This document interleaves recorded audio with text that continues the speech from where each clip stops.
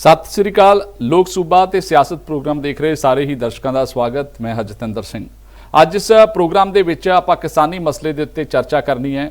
ਬੀਤੇ ਦਿਨ ਮੁੱਖ ਮੰਤਰੀ ਭਗਵੰਤ ਮਾਨ ਹੋਣਾ ਦੇ ਨਾਲ ਕਿਸਾਨਾਂ ਦੀ ਮੀਟਿੰਗ ਹੋਈ ਸੀ। ਵੱਖ-ਵੱਖ ਕਿਸਾਨ ਜਥੇਬੰਦੀਆਂ ਮੁੱਖ ਮੰਤਰੀ ਦੇ ਨਾਲ ਮੀਟਿੰਗ ਕਰਕੇ ਆਈਆਂ, ਜਿੱਥੇ ਕਿ ਕਿਸਾਨੀ ਦੇ ਮਸਲੇ ਵਿਚਾਰੇ ਗਏ। ਇੱਕ ਪਾਸੇ ਕਿਸਾਨਾਂ ਨੇ ਆਪਣੀਆਂ ਮੰਗਾਂ ਮੁੱਖ ਮੰਤਰੀ ਦੇ ਅੱਗੇ ਰੱਖੀਆਂ ਤੇ ਦੂਸਰੇ ਪਾਸੇ ਸਰਕਾਰ ਦੇ ਵੱਲੋਂ ਵੀ ਕਿਸਾਨਾਂ ਨੂੰ ਕੁਝ ਅਪੀਲ ਕੀਤੀ ਗਈ ਹੈ। ਉਹ ਅਪੀਲ ਕੀ ਹੈ ਉਹਦੇ ਤੇ ਆਪਾਂ ਜ਼ਿਕਰ ਕਰਨਾ ਹੈ ਔਰ ਕਿੰਨੇ ਕੁ ਆਪਾਂ ਕਹਿ ਸਕਦੇ ਹਾਂ ਕਿ ਇਹਦੇ ਵਿੱਚ ਮੁਸ਼ਕਲਾਂ ਆ ਸਕਦੀਆਂ ਨੇ, ਕਿੰਨੇ ਕੁ ਇਹਦੇ ਵਿੱਚ ਸਾਧਨ ਚਾਹੀਦੇ ਨੇ, ਕਿੰਨੀ ਕੁ ਸਰਕਾਰ ਦੀ ਮਦਦ ਦੀ ਲੋੜ ਹੁੰਦੀ ਹੈ ਜਾਂ ਕਿਸਾਨ ਇਹ ਚੀਜ਼ਾਂ ਕਿਉਂ ਨਹੀਂ ਕਰ ਪਾ ਰਹੇ, ਉਹਦੇ ਸਾਰੇ ਦੇ ਉੱਤੇ ਆਪਾਂ ਚਰਚਾ ਕਰਨੀ ਹੈ। ਨਾਲ ਦੀ ਨਾਲ ਗੱਲ ਕਰਾਂਗੇ ਲਖੀਮਪੁਰ ਖੀਰੀ ਘਟਨਾ ਨੂੰ ਲੈ ਕੇ, ਕਿਉਂਕਿ ਆਸ਼ੀਸ਼ ਮਿਸ਼ਰਾ ਦੀ ਜ਼ਮਾਨਤ ਇੱਕ ਵਾਰ ਫਿਰ ਤੋਂ ਹਾਈ ਕੋਰਟ ਦੇ ਵੱਲੋਂ ਮਾਫ ਕਰਨਾ ਅਦਾਲਤ ਦੇ ਵੱਲੋਂ ਜਿਹੜੀ ਹੈ ਉਹ ਰੱਦ ਕਰ ਦਿੱਤੀ ਗਈ ਹੈ। ਉਸ ਮਸਲੇ ਦੇ ਉੱਤੇ ਕਿਸਾਨ ਕੀ ਸੋਚਦੇ ਨੇ, ਕਿਉਂਕਿ ਲੰਬਾ ਸੰਘਰਸ਼ ਖੇਤੀ ਕਾਨੂੰਨਾਂ ਦੇ ਖਿਲਾਫ ਚੱਲਿਆ ਸੀ ਔਰ ਉਸੇ ਦੇ ਨਾਲ ਹੀ ਜੁੜਿਆ ਹੋਇਆ ਇਹ ਬਹੁਤ ਵੱਡਾ ਮਸਲਾ ਹੈ। ਹੋ ਸਕਦਾ ਕਿ ਲੋਕਾਂ ਦੇ ਜ਼ਿਹਨ ਦੇ ਵਿੱਚੋਂ ਇਹਦੀ ਯਾਦ ਜਿਹੜੀ ਕੁਝ ਧੁੰਦਲੀ ਪੈ ਗਈ ਹੋਵੇ, ਪਰ ਇਹ ਮਸਲਾ ਬੜਾ ਗੰਭੀਰ ਹੈ ਔਰ ਕਿਸਾਨਾਂ ਨੂੰ ਜਿਹੜਾ ਉਹ ਭਲੀ ਭਾਂਤੀ ਇਸ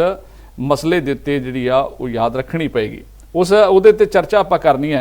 ਇਸ ਤੋਂ ਇਲਾਵਾ ਕਿਸਾਨਾਂ ਦੇ ਇਸ ਵਾਰ ਕਣਕ ਦਾ ਝਾੜ ਘੱਟ ਨਿਕਲ ਰਿਹਾ, ਕਿਸਾਨ ਸਰਕਾਰ ਤੋਂ ਕੀ ਮੰਗ ਕਰ ਰਹੇ ਨੇ, ਸਰਕਾਰ ਨੇ ਕੋ ਕੀ ਹੰਗਾਰਾ ਭਰਿਆ, ਇਹਦੇ ਤੇ ਵੀ ਚਰਚਾ ਕਰਨੀ ਹੈ। ਤੇ ਨਾਲ ਦੀ ਨਾਲ ਫਸਲੀ ਵਿਭਿੰਨਤਾ ਦੀ ਜਦੋਂ ਗੱਲ ਆਉਂਦੀ ਹੈ, ਕਿਸਾਨਾਂ ਨੂੰ ਕੀ ਪਰੇਸ਼ਾਨੀਆਂ ਆਉਂਦੀਆਂ, ਕਿਸਾਨ ਕਿਉਂ ਨਹੀਂ ਹੋਰ ਫਸਲਾਂ ਜਿਹੜੀਆਂ ਉਹ ਬੀਜ ਪਾਉਂਦੇ, ਕਣਕ ਝੋਨਾ ਜਾਂ ਹੋਰ ਇੱਕ ਦੋ ਫਸਲਾਂ ਨੂੰ ਛੱਡ ਕੇ ਬਾਕੀ ਜਿਹੜੀਆਂ ਫਸਲਾਂ ਨੇ ਉਹਨਾਂ ਵੱਲ ਕਿਸਾਨ ਕਿਉਂ ਨਹੀਂ ਜਾ ਪਾਉਂਦਾਗਾ, ਇਸ ਮੁੱਦੇ ਦੇ ਉੱਤੇ ਵੀ ਆਪਾਂ ਚਰਚਾ ਕਰਨੀ ਹੈ ਔਰ ਚਰਚਾ ਕਰਨੀ ਜ਼ਰੂਰੀ ਵੀ ਹੈ। ਕਿਉਂਕਿ ਜੇ ਆਪਾਂ ਇਹ ਕਹਿੰਦੇ ਹਾਂ ਕਿ ਪੰਜਾਬ ਖੇਤੀ ਪ੍ਰਧਾਨ ਸੂਬਾ ਹੈ ਤਾਂ ਫਿਰ ਉਸ ਸੂਬੇ ਦੇ ਵਿੱਚ ਕਿਸਾਨਾਂ ਦੀ ਹਾਲਤ ਇੰਨੀ ਪਤਲੀ ਕਿਉਂ, ਉਸ ਹਾਲਤ ਨੂੰ ਸੁਧਾਰਨ ਦੇ ਲਈ ਕੀ ਕੁਝ ਕੋਸ਼ਿਸ਼ਾਂ ਹੋ ਰਹੀਆਂ ਨੇ ਨਵੀਂ ਸਰਕਾਰ ਦੇ ਵੱਲੋਂ, ਉਹ ਜਾਣਨ ਦੀ ਕੋਸ਼ਿਸ਼ ਕਰਾਂਗੇ। ਔਰ ਸਾਡੇ ਨਾਲ ਕਿਸਾਨ ਆਗੂ ਸ਼ਿੰਗਾਰਾ ਸਿੰਘ ਮਾਨ ਜੁੜਨਗੇ, ਜੋ ਕਿ ਭਾਰਤੀ ਕਿਸਾਨ ਯੂਨੀਅਨ ਉਗਰਾਹਾਂ ਦੇ ਸੂਬਾ ਜਨਰਲ ਸਕੱਤਰ ਹੈ। ਉਹਨਾਂ ਨੂੰ ਸਭ ਤੋਂ ਪਹਿਲਾਂ ਜੋੜਦੇ ਹਾਂ ਆਪਣੇ ਨਾਲ ਤੇ ਫਿਰ ਇੱਕ ਕਰਕੇ ਇਹਨਾਂ ਸਾਰੇ ਮੁੱਦਿਆਂ ਦੇ ਉੱਤੇ ਉਹਨਾਂ ਨਾਲ ਗੱਲਬਾਤ ਕਰਾਂਗੇ। ਸ਼ਿੰਗਾਰਾ ਸਿੰਘ ਜੀ, ਸਭ ਤੋਂ ਪਹਿਲਾਂ ਸਵਾਗਤ ਜੀ, ਸਤਿ ਸ੍ਰੀ ਅਕਾਲ ਜੀ। ਮਿਹਰਬਾਨੀ ਜੀ, ਸਤਿ ਸ੍ਰੀ ਅਕਾਲ। ਸ਼ਿੰਗਾਰਾ ਸਿੰਘ ਜੀ, ਸਭ ਤੋਂ ਪਹਿਲਾਂ ਇਹ ਦੱਸਿਓ ਵਿਸਤਾਰ ਦੇ ਵਿੱਚ ਕਿ ਬੀਤੇ ਦਿਨ ਮੁੱਖ ਮੰਤਰੀ ਭਗਵੰਤ ਮਾਨ ਹੋਣਾ ਦੇ ਨਾਲ ਮੀਟਿੰਗ ਹੋਈ ਹੈ, ਉੱਥੇ ਕਿਸਾਨਾਂ ਨੇ ਆਪਣੀਆਂ ਕੀ ਮੰਗਾਂ ਰੱਖੀਆਂ ਸੀ ਔਰ ਸਰਕਾਰ ਦੇ ਵੱਲੋਂ ਕਿਸਾਨਾਂ ਨੂੰ ਕੀ ਅਪੀਲ ਕੀਤੀ ਗਈ ਹੈ, ਥੋੜਾ ਦੱਸਿਓ, ਇਹਦੇ ਬਾਰੇ ਜਾਣਕਾਰੀ ਦਿਓ। ਦੇਖੋ ਜੀ, ਇਹਦੇ ਚ ਕਿਸਾਨਾਂ ਦੀਆਂ 2 ਨੰਬਰ ਤੇ ਸੀ। ਅਸਲ ਵਿੱਚ ਸਰਕਾਰ ਨੇ ਪ੍ਰਪੋਜ਼ਲ ਕਿਸਾਨਾਂ ਨੂੰ ਭੇਜੀ ਹੈ, ਜਿਨ੍ਹਾਂ ਦਾ 2 ਮੁੱਦੇ ਸੀ ਉਹਨਾਂ ਦੇ, ਵੀ ਪਾਣੀ ਦਾ ਸੰਕਟ ਹੈ ਜੀ, ਝੋਨੇ ਦੀ ਲੁਆਈ ਨਾਲ ਤੇ ਬਿਜਲੀ ਦਾ ਸੰਕਟ ਹੈ, ਇਹਨਾਂ ਦਾ ਕਿਵੇਂ ਹੱਲ ਕੀਤਾ ਜਾਵੇ। ਸਰਕਾਰ ਇਸ ਗੱਲ ਉਹਨਾਂ ਨੇ ਫਿਕਰਮੰਦੀ ਜ਼ਾਹਰ ਕੀਤੀ ਵੀ ਅਸੀਂ ਝੋਨੇ ਨੂੰ 4 ਜ਼ੋਨਾਂ 'ਚ ਵੰਡ ਕੇ ਪੰਜਾਬ ਦੇ ਵਿੱਚ ਇਹਦੇ 'ਚ ਤੁਸੀਂ ਸਹਿਯੋਗ ਕਰੋ, ਬਾਰੀ ਸਿਰ ਲਵਾ ਦਈਏ, ਕਿਉਂਕਿ ਇੱਕਦਮ ਜਦੋਂ ਝੋਨਾ ਲੱਗਣਾ ਸ਼ੁਰੂ ਹੁੰਦਾ ਬਿਜਲੀ ਦਾ ਸੰਕਟ ਵੀ ਪੈਦਾ ਹੁੰਦਾ ਹੈ, ਲੇਬਰ ਦੀ ਸਮੱਸਿਆ ਵੀ ਹੁੰਦੀ ਹੈ ਤੇ ਇੱਕਦਮ ਮੰਡੀਆਂ ਦੇ ਜਦੋਂ ਖਰੀਦ ਵੇਲੇ ਵੀ ਇਹਦੀ ਸਮੱਸਿਆ ਹੁੰਦੀ ਹੈ। ਉਹ ਇਸ ਤੋਂ ਚਾਹੇ ਮਾਲਵਾ ਨੂੰ 2 ਜ਼ੋਨਾਂ 'ਚ ਵੰਡ ਦਈਏ ਸੀ, 1 2 ਤੇ 1 ਮਾਲਵਾ, ਮਾਝਾ ਤੇ ਦੁਆਬਾ। ਠੀਕ ਹੈ। ਇਹ ਉਹਦੇ 'ਚ ਉਹਨਾਂ ਦੀ ਵੱਡੀ ਤਰਜੀਹ ਇਹਨਾਂ ਦੀ ਜ਼ੋਰਦਾਰ ਇਹ ਸੀਗੀ ਵੀ ਜਿਹੜੀ ਸਿੱਧੀ ਬਿਜਾਈ ਹੈ ਝੋਨੇ ਦੀ, ਇਹਨੂੰ ਵੱਧ ਤਰਜੀਹ ਦੇ ਕਿਸਾਨ, ਇਹਦਾ ਕਰਕੇ ਪਾਣੀ ਦਾ ਬਚਤ ਹੋ ਸਕਦੀ। ਅੱਛਾ, ਅਸੀਂ ਮੰਗ ਰੱਖੀ ਹੈ ਵੀ ਸਿੱਧੀ ਬਿਜਾਈ ਕਿਸਾਨ ਕਰ ਲੈਣਗੇ। ਇੱਕ ਤਾਂ ਇਹਦੇ ਤੇ ਸਿੱਧੀ ਬਿਜਾਈ 'ਚ ਇਹ ਸ਼ਰਤ ਹੈ ਵੀ ਜ਼ਮੀਨ ਇੱਕ ਕਰੜੀ ਤੇ ਡਾਕਰ ਜ਼ਮੀਨ, ਜਿਹਨੂੰ ਤਕੜੀ ਜ਼ਮੀਨ ਕਹਿੰਦੇ ਆ, ਉਹਦੇ 'ਚ ਤਾਂ ਸਿੱਧੀ ਬਿਜਾਈ ਕਾਮਯਾਬ ਹੋ ਜਾਂਦੀ ਹੈ। ਜੇ ਕੋਈ ਥੋੜੀ ਜਿਹੀ ਰੇਤਲੀ ਜ਼ਮੀਨ ਆ ਜਾਂ ਜਿਹੜੇ ਨਵੇਂ ਪਾਸੇ ਝੋਨੇ ਲੱਗਣ ਲੱਗੇ ਆ, ਖਾਸ ਕਰਕੇ ਸਾਡੇ ਮਾਲਵੇ ਦੇ ਏਰੀਏ ਦੇ ਕੁਛ ਮਾਨਸਾ ਬਠਿੰਡਾ ਜ਼ਿਲ੍ਹੇ ਆ ਜਿਹੜੇ ਜੀ, ਇੱਧਰ ਸਿੱਧੀ ਬਿਜਾਈ ਘੱਟ ਕਾਮਯਾਬ ਹੁੰਦੀ ਹੈ। ਤੁਸੀਂ ਇਹਦੇ ਵਿੱਚ ਇਹਦੇ ਨਾਲ ਅਸੀਂ ਮੰਗ ਰੱਖੀ ਹੈ ਵੀ ਸਿੱਧੀ ਬਿਜਾਈ ਕਰਨ ਵਾਸਤੇ ਕੁਝ ਕਿਸਾਨਾਂ ਨੂੰ ਇਹਦੇ 'ਚ ਕੋਈ ਰਾਹਤ ਦਿਓ, ਲਾਲਚ ਦਿਓ, ਜਾਂ ਤੇ ਕੋਈ ਘੱਟ ਝਾੜ 'ਚ ਕੋਈ ਘਾਟਾ ਪੈਂਦਾ ਉਹਦੀ ਸਰਕਾਰ ਪੂਰਤੀ ਕਰੂਗੀ, ਠੀਕ ਹੈ, ਫੇਰ ਤਾਂ ਕਿਸਾਨ ਮਿਲ ਸਕਦੇ। ਇਹ ਗੱਲ ਨਹੀਂ ਕੋਈ ਕਿਸਾਨਾਂ ਨੂੰ ਕੋਈ ਫਿਕਰਮੰਦੀ ਨਹੀਂ, ਉਹ ਇਸ ਗੱਲ ਤੇ ਸਰਕਾਰ ਨੇ ਹੰਗਾਰਾ ਭਰਿਆ ਵੀ ਅਸੀਂ ਇਸੇ ਬਾਰੇ ਵੀ ਸੋਚਦੇ ਹਾਂ।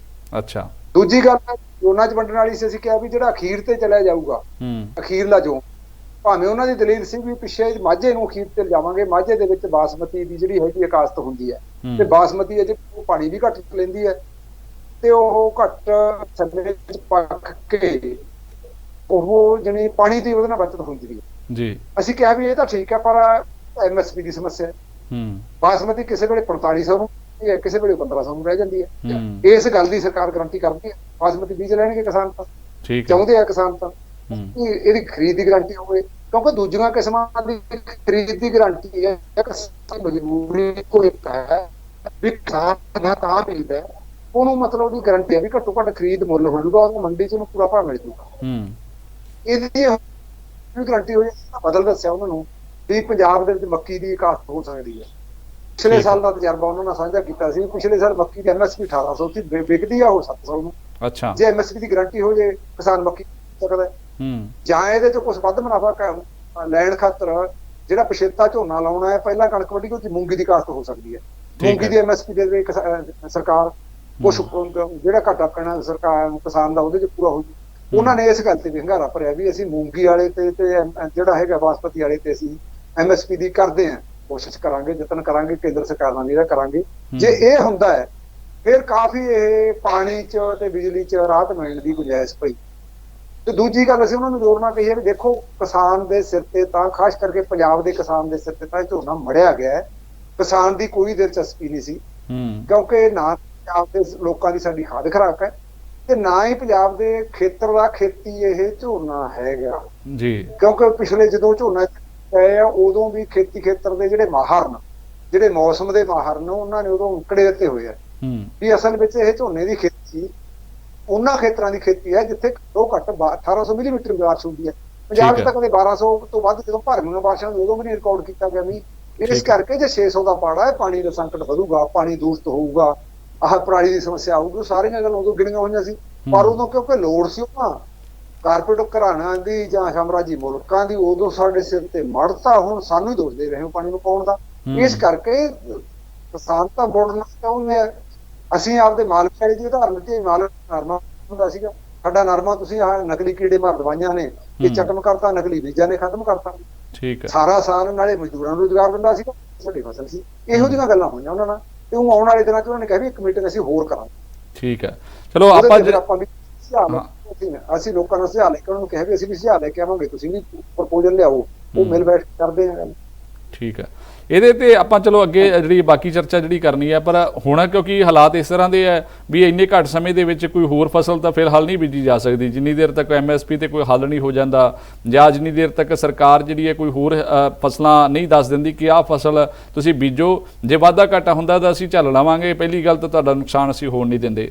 ਤੁਸੀਂ ਝੋਨੇ ਦਾ ਇਸ ਵਾਰ ਕਿਉਂਕਿ ਝੋਨਾ ਤਾਂ ਬੀਜਣਾ ਹੀ ਪੈਣਾ ਹੁਣ ਫਿਲਹਾਲ, ਤਾਂ ਅੱਗੇ ਦੀ ਅੱਗੇ ਜਾ ਕੇ ਦੇਖੀ ਜਾਊਗੀ।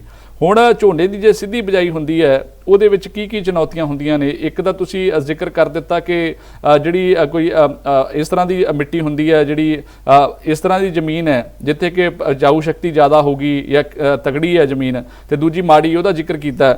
ਇਸ ਤੋਂ ਇਲਾਵਾ ਕੀ ਇੱਦਾਂ ਵੀ ਹੁੰਦਾ ਕਿ ਜਦੋਂ ਛੱਟਾ ਦਿੱਤਾ ਜਾਂਦਾ, ਸਿੱਧੀ ਬਿਜਾਈ ਹੁੰਦੀ ਹੈ, ਫਿਰ ਉਹਦੇ ਵਿੱਚ ਘਾਹ ਜਿਹੜਾ ਜ਼ਿਆਦਾ ਉੱਗਾਉਂਦਾ, ਬੂਟੀ ਉਸ ਤਰ੍ਹਾਂ ਦੀ ਜ਼ਿਆਦਾ ਉੱਗਾਉਂਦੀ ਹੈ, ਉਹਦੇ ਤੇ ਵੀ ਫਿਰ ਲੇਬਰ ਲੱਗਦੀ ਹੈ। ਕਈ ਵਾਰ ਬੂਟਾ ਅਸਲੋਂ ਹੀ ਮਾਰਿਆ ਜਾਂਦਾ, ਖਤਮ ਹੋ ਜਾਂਦਾ, ਕਿਉਂਕਿ ਪਿਛਲੀ ਵਾਰ ਇਹ ਹੋਇਆ ਕਈ ਥਾਵਾਂ ਤੇ ਕਿ ਸਿੱਧੀ ਬਿਜਾਈ ਤਾਂ ਕਰ ਦਿੱਤੀ ਕਿਸਾਨਾਂ ਨੇ, ਪਰ ਉਹ ਮਜਬੂਰ ਹੋ ਗਏ ਬਾਅਦ ਦੇ ਵਿੱਚ ਉਸ ਨੂੰ ਵਾਹੁਣ ਦੇ ਲਈ, ਤੇ ਫਿਰ ਪਨੀਰੀ ਨਹੀਂ ਲੱਭੀ ਉਹਨਾਂ ਨੂੰ। ਪਨੀਰੀ ਕਈ ਥਾਵਾਂ ਤੋਂ ਲਿਆ ਕੇ ਮੰਗ ਕੇ ਤੇ ਫਿਰ ਉਹਨਾਂ ਨੇ ਉਸੇ ਤਰ੍ਹਾਂ ਝੋਨਾ ਲਾਇਆ ਜਿਵੇਂ ਜ਼ਿਆਦਾਤਰ ਲੱਗ ਰਿਹਾ।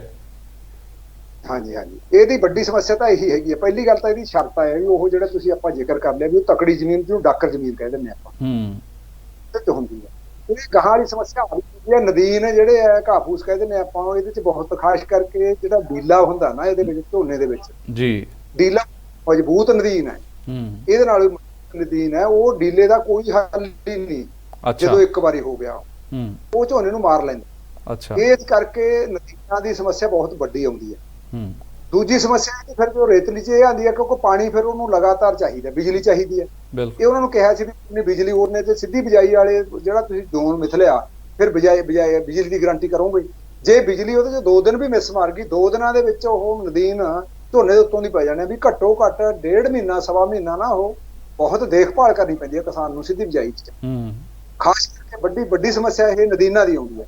ਦੂਜੀ ਉਹਦੀ ਸਮੱਸਿਆ ਜੇ ਮਤਲਬ ਲਗਾਤਾਰ ਪੂਰਾ ਤਰ ਨਹੀਂ ਰਹਿੰਦਾ, ਗਿੱਲਾ ਨਹੀਂ ਰਹਿੰਦਾ, ਝੋਨਾ ਸੁੱਕ ਜਾਂਦਾ, ਉਹਦੀ ਪੈ ਜਾਂਦਾ, ਉਹ ਖਤਮ ਹੋ ਜਾਂਦੀ। ਸਗਾ ਕਿਸਾਨ ਨੂੰ ਦੂਰਾ ਖਰਚਾ ਪੈ ਜਾਂਦਾ, ਖਰਚਾ ਕਰਿਆ ਤੱਕ ਤੁਸੀਂ ਕਿਹਾ ਛੱਟੇ ਵਾਲੀ ਗੱਲ, ਛੱਟੇ ਵਾਸਤੇ ਤਾਂ ਹੁਣ ਦੂਜੀ ਤੀਜੀ ਮਸ਼ੀਨਰੀ ਦੀ ਲੋੜ ਹੈ ਵੀ ਉਹ ਝੋਨੇ ਬਿਜਾਈ ਕਰਨ ਵਾਸਤੇ ਕੁਛ ਮਸ਼ੀਨਰੀ ਆ ਗਈ। ਸਰਕਾਰ ਸਬਸਿਡੀ ਜਾਂ ਸਸਤੇ ਰੇਟਾਂ ਤੇ ਬਿਜਾਈ ਵਾਲੀਆਂ ਮਸ਼ੀਨਾਂ ਲੈ ਆਵੇ, ਫੇਰ ਵੀ ਉਹਦਾ ਨਦੀਨਾਂ ਤੇ ਮਤਲਬ ਕੰਟਰੋਲ ਕਰਨਾ ਕਿਸਾਨ ਨੂੰ ਬਹੁਤ ਸੌਖਾ ਹੋ ਜਾਂਦਾ। ਇਸੇ ਤਰ੍ਹਾਂ ਨਹਿਰੀ ਪਾਣੀ ਦੀ ਸਮੱਸਿਆ, ਜੇ ਹੁਣ ਨਹਿਰੀ ਪਾਣੀ ਦੀ ਨਾਲ ਸਮੱਸਿਆ ਦੀ ਹੱਲ ਹੋ ਜੇ, ਉਧਰੋਂ ਬਿਜਲੀ ਦੀ ਸਮੱਸਿਆ, ਨਹਿਰੀ ਪਾਣੀ ਦੀ ਹੁਣ ਇਹਨਾਂ ਨੇ ਪਿਛਲੇ ਵਾਅਦਾ ਕੀਤਾ ਸੀ ਪੰਜਾਬ ਸਰਕਾਰ ਨੇ ਵੀ ਅਸੀਂ 15 ਅਪ੍ਰੈਲ ਤੋਂ, ਕਿਉਂਕਿ ਕੁਛ ਤਾਂ ਇਹਦਾ ਇਹ ਬਦਲ ਹੈਗਾ ਜੀ 15 ਅਪ੍ਰੈਲ ਤੋਂ ਜੇ ਮਾਲਵੇ ਦੇ ਵਿੱਚ ਨਹਿਰੀ ਪਾਣੀ ਦਾ ਪ੍ਰਬੰਧ ਹੋ ਜਾਂਦਾ, ਟਿੱਲਾ ਤੇ ਪੂਰਾ ਪਹੁੰਚਦਾ ਪਾਣੀ। ਬਹੁਤ ਵੱਡਾ ਨਰਮੇ ਦੀ ਬਿਜਾਈ ਹੈ, 15 ਤੋਂ ਮਈ ਦੇ ਮਹੀਨੇ ਚ ਕਾਫੀ ਹਿੱਸਾ ਨਰਮਾ ਬੀਜਿਆ ਜਾ ਸਕਦਾ ਹੈ। ਪਰ ਹੁਣ ਕਿਸਾਨ ਇਹਨਾਂ ਨੇ 15 ਨੂੰ ਵਾਅਦਾ ਕੀਤਾ ਸੀ, ਅੱਜ ਆਪਾਂ 18 ਚ ਬੈਠੇ ਹਾਂ, ਹਲੇ ਤੱਕ ਕੋਈ ਨਹਿਰੀ ਬੰਦੀ ਵਾਲੀ ਕੋਈ ਗੱਲ ਹੀ ਨਹੀਂ। ਉਹਨਾਂ ਇਹੋ ਜਿਹੀਆਂ ਚੁਣੌਤੀਆਂ ਇਹਦੇ ਵਿੱਚ ਸਿੱਧੀ ਬਿਜਾਈ ਦੇ ਵਿੱਚ। ਠੀਕ ਹੈ, ਚਲੋ ਚੁਣੌਤੀਆਂ ਦਾ ਜ਼ਿਕਰ ਕਰ ਦਿੱਤਾ। ਹੁਣ ਸਰਕਾਰ ਜਿਵੇਂ ਤੁਸੀਂ ਆ ਜਿਹੜੀ ਖੀਰ ਵਾਲੀ ਉਦਾਹਰਨ ਦਿੱਤੀ ਹੈ ਕਿ ਉਹਨਾਂ ਨੇ ਵਾਅਦਾ ਤਾਂ ਫਲਾਣੀ ਤਰੀਕ ਤੱਕ ਕੀਤਾ ਸੀ, ਪਰ ਹੁਣ ਤਰੀਕ ਅੱਗੇ 18 ਹੋ ਗਈ ਹੈ, ਪਰ ਉਹਦੇ ਬਾਵਜੂਦ ਵੀ ਉਸ ਮਸਲੇ ਦਾ ਹੱਲ ਨਹੀਂ ਹੋਇਆ। ਸਰਕਾਰ ਨਾਲ ਜਿਹੜੀ ਮੀਟਿੰਗ ਹੋਈ ਹੈ ਉਹਦੇ ਵਿੱਚ ਲੱਗਿਆ ਕੁਛ ਕਿ ਵਾਕਈ ਸਰਕਾਰ ਸੰਜੀਦਾ ਸੀਗੀ ਔਰ ਇਸ ਮਸਲੇ ਦਾ ਉਹ ਹੱਲ ਚਾਹੁੰਦੇ ਆ ਸੰਜੀਦਗੀ ਦੇ ਨਾਲ? ਜਿਹੜੇ ਉੱਥੇ ਅਧਿਕਾਰੀ ਪਹੁੰਚੇ ਹੋਣੇ ਆ ਜਿਹੜੇ ਇਸ ਸਾਰੇ ਦੇ ਨਾਲ ਸੰਬੰਧਿਤ ਨੇ, ਉਹਨਾਂ ਦੇ ਵਿੱਚ ਵੀ ਕੁਝ ਸੰਜੀਦਗੀ ਦਿਸੀ ਹੈ ਔਰ ਉਹਨਾਂ ਨੇ ਵਾਕਈ ਕਿਸਾਨਾਂ ਦੀਆਂ ਉਹ ਗੱਲਾਂ ਸੁਣੀਆਂ ਨੇ ਔਰ ਜਿਹੜੀਆਂ ਉਹਨਾਂ ਦੀ ਗੱਲਾਂ ਸਹੀ ਸੀਗੀਆਂ ਉਹਦੇ ਉੱਤੇ ਉਹਨਾਂ ਨੇ ਹੰਗਾਰਾ ਵੀ ਭਰਿਆ ਵੀ ਨਹੀਂ ਆਹ ਗੱਲ ਠੀਕ ਕਹਿ ਰਹੇ ਨੇ ਕਿਸਾਨ ਔਰ ਇਹ ਵਾਕਈ ਇਹਨਾਂ ਵਾਸਤੇ ਚੁਣੌਤੀ ਹੈਗੀ ਹੈ। ਬਿਲਕੁਲ ਜੀ, ਅਸੀਂ ਤਾਂ ਸਗੋਂ ਉਹਨਾਂ ਨੂੰ ਕਿਹਾ ਵੀ ਆ ਜਿਹੜੀਆਂ ਤੁਹਾਡੀਆਂ ਇਹ ਗੱਲਾਂ ਤਾਂ ਅਸੀਂ 25 ਸਾਲ ਪਹਿਲਾਂ ਸੁਣਦੇ ਆ ਰਹੇ, ਇਹਨਾਂ ਨਵਾਂ ਬਦਲ ਲੈ ਕੇ ਆਓ ਜੀ। ਉਹਨਾਂ ਨੂੰ ਵਾਲਿਆਂ ਨੂੰ ਤਾਂ ਖੇਤੀਬਾੜੀ ਦੇ ਜਿਹੜੇ ਸੀਗੇ ਯੂਨੀਵਰਸਿਟੀਆਂ ਦੇ ਮਾਹਰ ਸੀ ਵੀ ਇਹ ਤੁਸੀਂ ਤਾਂ ਜੋ ਦੇਖੋ ਤੁਹਾਡੇ ਤੇ ਅਸੀਂ ਅਟੈਕ ਨਹੀਂ ਕਰਦੇ, ਤੁਸੀਂ ਤਾਂ ਅਫਸਰਸ਼ਾਹੀ ਹੋ, ਜਿਵੇਂ ਸਰਕਾਰ ਕਹੂਗੀ ਉਵੇਂ ਕਰਨਾ ਪੈਣਾ। ਇਸ ਕਰਕੇ ਬਦਲ ਲਿਆਓ ਤੁਸੀਂ। ਇਹ ਤਾਂ ਬਦਲ ਸਰਕਾਰ ਕਿਸਾਨ ਤਾਂ ਚਾਹੁੰਦੇ ਆ। ਕਿਸਾਨ ਅਸੀਂ ਉਦਾਹਰਨਾਂ ਦਿੱਤੀਆਂ ਵੀ ਅਸੀਂ ਮਤਲਬ ਯਾਦ ਆ ਮੇਰੇ 97 ਦੇ ਵਿੱਚ ਮੁੱਖ ਮੰਤਰੀ ਪ੍ਰਕਾਸ਼ ਸਿੰਘ ਬਾਦਲ ਜੀ ਨਾਲ ਗੱਲ ਹੋਈ, ਉਹਨੇ ਵੀ ਉਦੋਂ ਜ਼ਿਕਰ ਲਿਆਂਦਾ ਵੀ ਤੁਸੀਂ ਫਸਲੀ ਚੱਕਰ ਬਦਲੋ। ਅਸੀਂ ਉਹਨਾਂ ਨੂੰ ਕਿਹਾ ਵੀ ਚੱਕਰ ਤਾਂ ਬਦਲ ਦਿੰਦੇ ਆ ਅਸੀਂ, ਇਹ ਕੁੜਤਾ ਪਜਾਮਾ ਤਾਂ ਹੈ ਨਹੀਂ ਵੀ ਉਹ ਲਾ ਲਿਆ ਉਹ ਪਾ ਲਿਆ, ਇਹਦੇ ਤੇ ਕਿੰਨਾ ਸਾਡਾ ਖਰਚ ਹੁੰਦਾ ਹੈ, ਮਸ਼ੀਨਰੀ ਦੀ ਤਬਦੀਲੀ ਹੁੰਦੀ ਹੈ, ਜ਼ਮੀਨ ਦੀ ਤਬਦੀਲੀ ਹੁੰਦੀ ਹੈ। ਜੇ ਝੋਨਾ ਆਇਆ ਕਿੰਨੀ ਮਸ਼ੀਨਰੀ ਵਧੀ ਹੈ, ਹੁਣ ਜੇ ਝੋਨਾ ਛੱਡ ਮਸ਼ੀਨਰੀ ਸਾਡੀ ਬੇਕਾਰ ਜਾਊ, ਇਹਦਾ ਕੁਛ ਕਰ ਦਿਓ। ਅਸੀਂ ਉਹਨਾਂ ਨੂੰ ਯਾਦ ਕਰਾਈ 1997 ਚ ਸਾਡੇ ਮਲੇਰਕੋਟਲੇ ਬੋਲੇ ਚੋਣਾਂ ਤੋਂ ਪਹਿਲਾਂ ਵੀ ਅਸੀਂ ਸਬਜ਼ੀਆਂ ਦਾ ਬਦਲ ਲੈ ਕੇ ਤੁਹਾਡਾ ਗੋਭੀ ਦਾ ਫੁੱਲ ਕੱਢ ਕੇ ਮਾਸਕ ਦੇ ਵਿੱਚ ਨਿਕਲ ਜਾਇਆ ਕਰੋ। ਉਸੇ ਦਿਨ ਕੁਦਰਤੀ ਤੌਰ ਤੇ ਚੱਕ ਫਤਿਹ ਸਿੰਘ ਵਾਲੇ, ਕਿਉਂਕਿ ਮੇਰੇ ਜ਼ਿਲ੍ਹੇ 'ਚ ਹੀ ਪੈਂਦਾ, ਉਹਨਾਂ ਦਾ ਸਹੁਰਾ ਪਿੰਡ ਹੈ ਚੱਕ ਫਤਿਹ ਸਿੰਘ ਵਾਲੇ ਬਾਦਲ ਜੀ ਦਾ, ਉਸ ਪਿੰਡ ਦੇ ਵਿੱਚ ਜੰਗੀ ਰਾਣੇ ਦਾ ਕਿਸਾਨ ਮਤਲਬ ਗੋਭੀ ਫ੍ਰੀ ਵੇਚਦਾ ਫਿਰੇ, ਕਹਿੰਦਾ ਵੀ ਯਾਰ ਮੁਕਤੀ ਪੱਟ ਲਿਓ ਕੋਈ। ਅਸੀਂ ਆਖਿਆ ਵੀ ਤੁਹਾਡਾ ਹਾਲ ਤਾਂ ਆ ਬਣ ਗਿਆ। ਜਿਹੜੀ ਇਹੋ ਜਿਹੀਆਂ ਉਦਾਹਰਨਾਂ ਵੀ ਅਸੀਂ ਹੋਈਆਂ ਵੀ ਤੁਸੀਂ ਕਿਸਾਨ ਤਾਂ ਚਾਹੁੰਦੇ ਆ, ਕਿਸਾਨ ਜੋ ਮਰਜ਼ੀ ਚਿੜੀਆਂ ਦਾ ਦੁੱਧ ਪੈਦਾ ਕਰ ਦੇਣਗੇ। ਅਸੀਂ ਇਹੋ ਜਿਹੀਆਂ ਉਦਾਹਰਨਾਂ ਦਿੱਤੀਆਂ, ਕਿਸਾਨ ਇੰਨਾ ਮਿਹਨਤੀ ਆ ਪੰਜਾਬ, ਪਰ ਤੁਸੀਂ ਇਹਦੇ ਦੀ ਕਦਰ ਨਹੀਂ ਪਾਈ, ਨੀਤੀਆਂ ਇਹਦੇ ਉਲਟ ਲੈ ਕੇ ਆਉਣਾ। ਇਹ ਜਿਹੀਆਂ ਚੱਲੀਆਂ ਉਹ ਸਾਨੂੰ ਲੱਗਿਆ ਕੁਛ ਗੱਲਾਂ 'ਚ ਵੀ ਪੰਜਾਬ ਸਰਕਾਰ ਸੰਜੀਦਾ ਤਾਂ ਹੈ, ਫਿਕਰਮੰਦੀ ਤਾਂ ਹੈਗੀ ਹੈ, ਇਹ ਹੋਣੀ ਵੀ ਚਾਹੀਦੀ ਹੈ, ਪਰ ਅਸੀਂ ਨਾਲ ਕਿਹਾ ਵੀ ਇਹ ਤੁਹਾਡੀ ਫਿਕਰਮੰਦੀ ਨਹੀਂ, ਸਾਨੂੰ ਵੀ ਫਿਕਰਮੰਦੀ ਆ। ਅੱਜ ਪੰਜਾਬ ਦਾ ਬੱਚਾ ਬੱਚੀ ਇਸ ਗੱਲ 'ਚ ਫਿਕਰਮੰਦੀ ਹੈਗਾ, ਪਰ ਉਹਦੀ ਮਜਬੂਰੀ ਬਣ ਗਈ।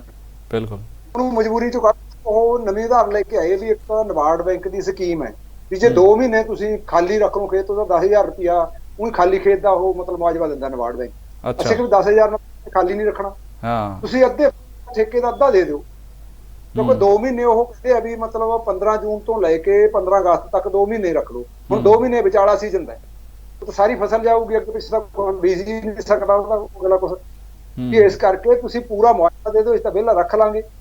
ਕਿਸਾਨ ਤਾਂ ਚਾਹੁੰਦਾ ਕਿਸਾਨ ਦੀ ਭਰਪਾਈ ਕਰ ਦਿਓ ਜੀ, ਕਿਸਾਨ ਤਾਂ ਹੋਰ ਫਸਲਾਂ ਬੀਜ ਲੂਗਾ।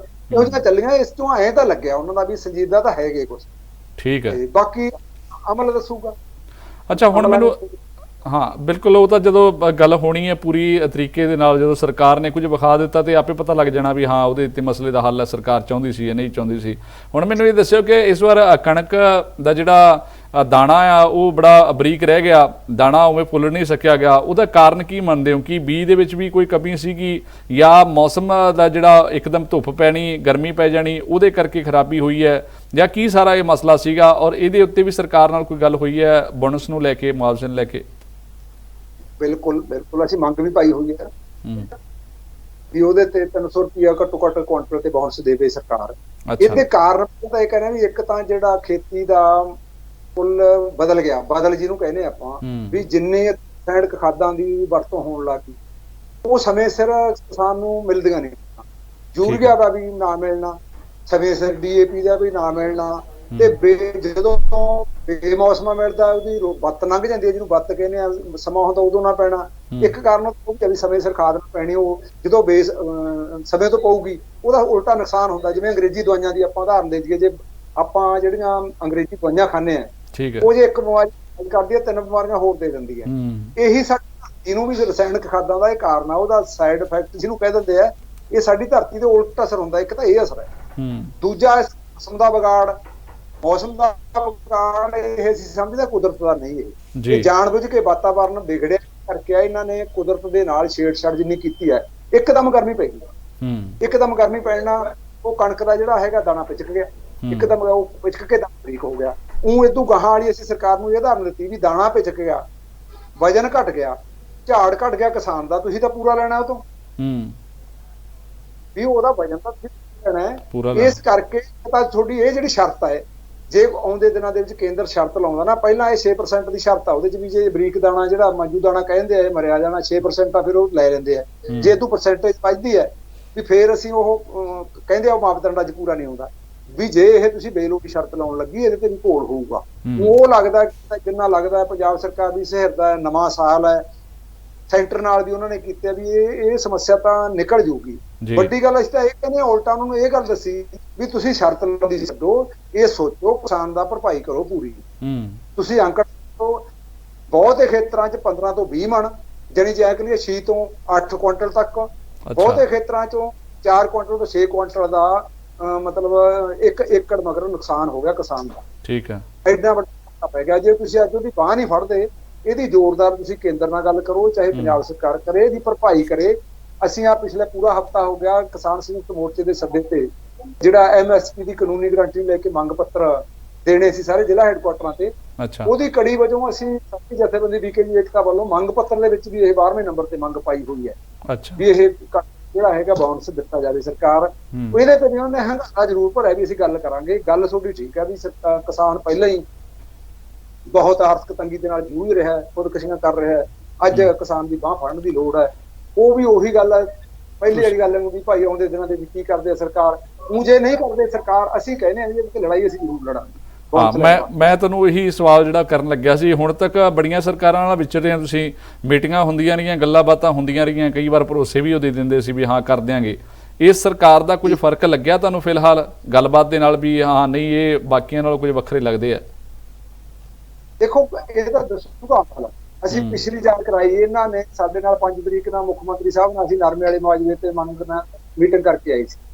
1 ਹਫ਼ਤੇ ਦਾ ਵਾਅਦਾ ਸੀ, ਮੁਕਤਸਰ ਏਰੀਏ ਦੇ ਵਿੱਚ ਮੈਂ ਉਹਦੇ ਵਿਸਤਾਰ ਚ ਨਹੀਂ ਜਾਂਦਾ, ਸਮੱਸਿਆ ਆ ਗਈ ਸੀ ਉੱਥੇ ਮੁਆਵਜ਼ਾ ਵੰਡਿਆ ਨਹੀਂ, ਉਹ DC ਨੇ ਲੈ ਕੇ ਜਾਣਾ।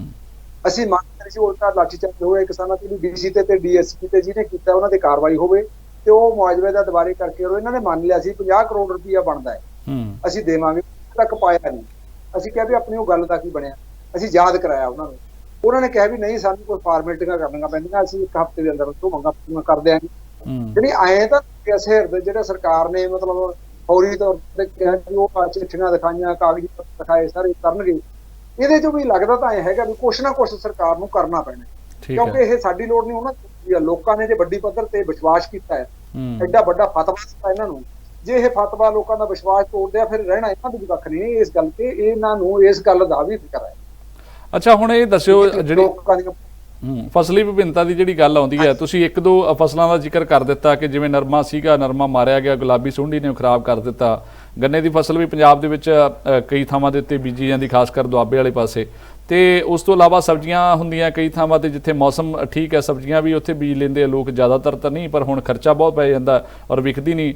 ਉਸ ਤੋਂ ਇਲਾਵਾ ਤੁਸੀਂ ਇਹ ਦੱਸਿਓ ਕਿ ਕਿਹੜੀਆਂ-ਕਿਹੜੀਆਂ ਫਸਲਾਂ ਜਿਹੜੀਆਂ ਲੱਗਦੀਆਂ ਕਿ ਕਣਕ ਝੋਨੇ ਤੋਂ ਇਲਾਵਾ ਪੰਜਾਬ ਦੇ ਵਿੱਚ ਆਹ ਫਸਲਾਂ ਬੀਜੀਆਂ ਜਾ ਸਕਦੀਆਂ ਨੇ ਔਰ ਉਹਦੇ ਨਾਲ ਸਰਕਾਰ ਵਧੀਆ ਪ੍ਰਬੰਧ ਕਰ ਸਕਦੀ ਹੈ, ਅੱਗੇ ਉਹਨਾਂ ਦਾ ਇੰਪੋਰਟ ਐਕਸਪੋਰਟ ਵੀ ਹੋ ਸਕਦਾ ਹੈ ਤੇ ਉਹਦੇ ਨਾਲ ਸਰਕਾਰ ਨੂੰ ਵੀ ਲਾਹਾ ਤੇ ਨਾਲ ਕਿਸਾਨਾਂ ਨੂੰ ਵੀ ਫਾਇਦਾ ਹੋਊਗਾ ਤੇ ਜਿਹੜੀ ਪੰਜਾਬ ਦੀ ਧਰਤੀ ਹੈ ਉਹ ਵੀ ਉਹਨਾਂ ਫਸਲਾਂ ਦੇ ਲਈ ਆਪਾਂ ਕਹਿ ਸਕਦੇ ਹਾਂ ਕਿ ਸੁਖਾਵੀਂ ਹੈ। ਦੇਖੋ ਇੱਕ ਤਾਂ ਪਹਿਲੇ ਨੰਬਰ ਤੇ ਸਬਜ਼ੀ ਆਈ ਹੈ, ਸਬਜ਼ੀਆਂ ਲੈ ਸਬਜ਼ੀਆਂ ਦਾ ਮੰਡੀਕਰਨ ਦਾ ਪ੍ਰਬੰਧ ਹੋ ਜੇ, ਸਬਜ਼ੀਆਂ ਵਧੀਆ ਆਮਦਨ ਵੀ ਦਿੰਦੀਆਂ ਤੇ ਗੁਣਵੱਤਾ ਵੀ ਠੀਕ ਰਹਿੰਦੀ ਹੈ, ਪਾਣੀ ਦੀ ਬਚਤ ਵੀ ਬਚਦੀ। ਇਹਨੇ ਜਿਵੇਂ ਦਾਲਾਂ ਦਾ ਮਾਮਲਾ, ਮੂੰਗੀ ਵਾਲਾ ਪਹਿਲਾਂ ਜ਼ਿਕਰ ਕਰਤਾ, ਠੀਕ ਹੈ। ਅਨਾਜ ਦੇ ਮੱਕੀ ਹੈ, ਹੁਣ ਮੱਕੀ ਕਿੰਨੇ ਥਾਵਾਂ ਤੇ ਹੋਰਾਂ ਚ ਬਾਲਣ ਦੇ ਤੌਰ ਤੇ ਵੀ ਵਰਤੀ ਜਾਂਦੀ ਹੈ, ਇਹ ਬਾਹਰ ਵੀ ਭੇਜੀ ਜਾ ਸਕਦੀ ਹੈ, ਵਿਦੇਸ਼ੀ ਮੁਦਰਾ ਕਮਾਇਆ ਜਾ ਸਕਦਾ ਜੇ ਮੱਕੀ ਦੀ ਪ੍ਰਬੰਧ ਕਰ ਲਈ। ਇਹ ਸੌਣੀ ਦੀਆਂ ਫਸਲਾਂ ਵਾਸਤੇ ਬਹੁਤ ਆਏਗਾ। ਇਵੇਂ ਹਾੜੀ ਆਣੇ ਦੀ ਕਣਕ ਝੋਨੇ ਚੋਂ ਨਿਕਲਣਾ।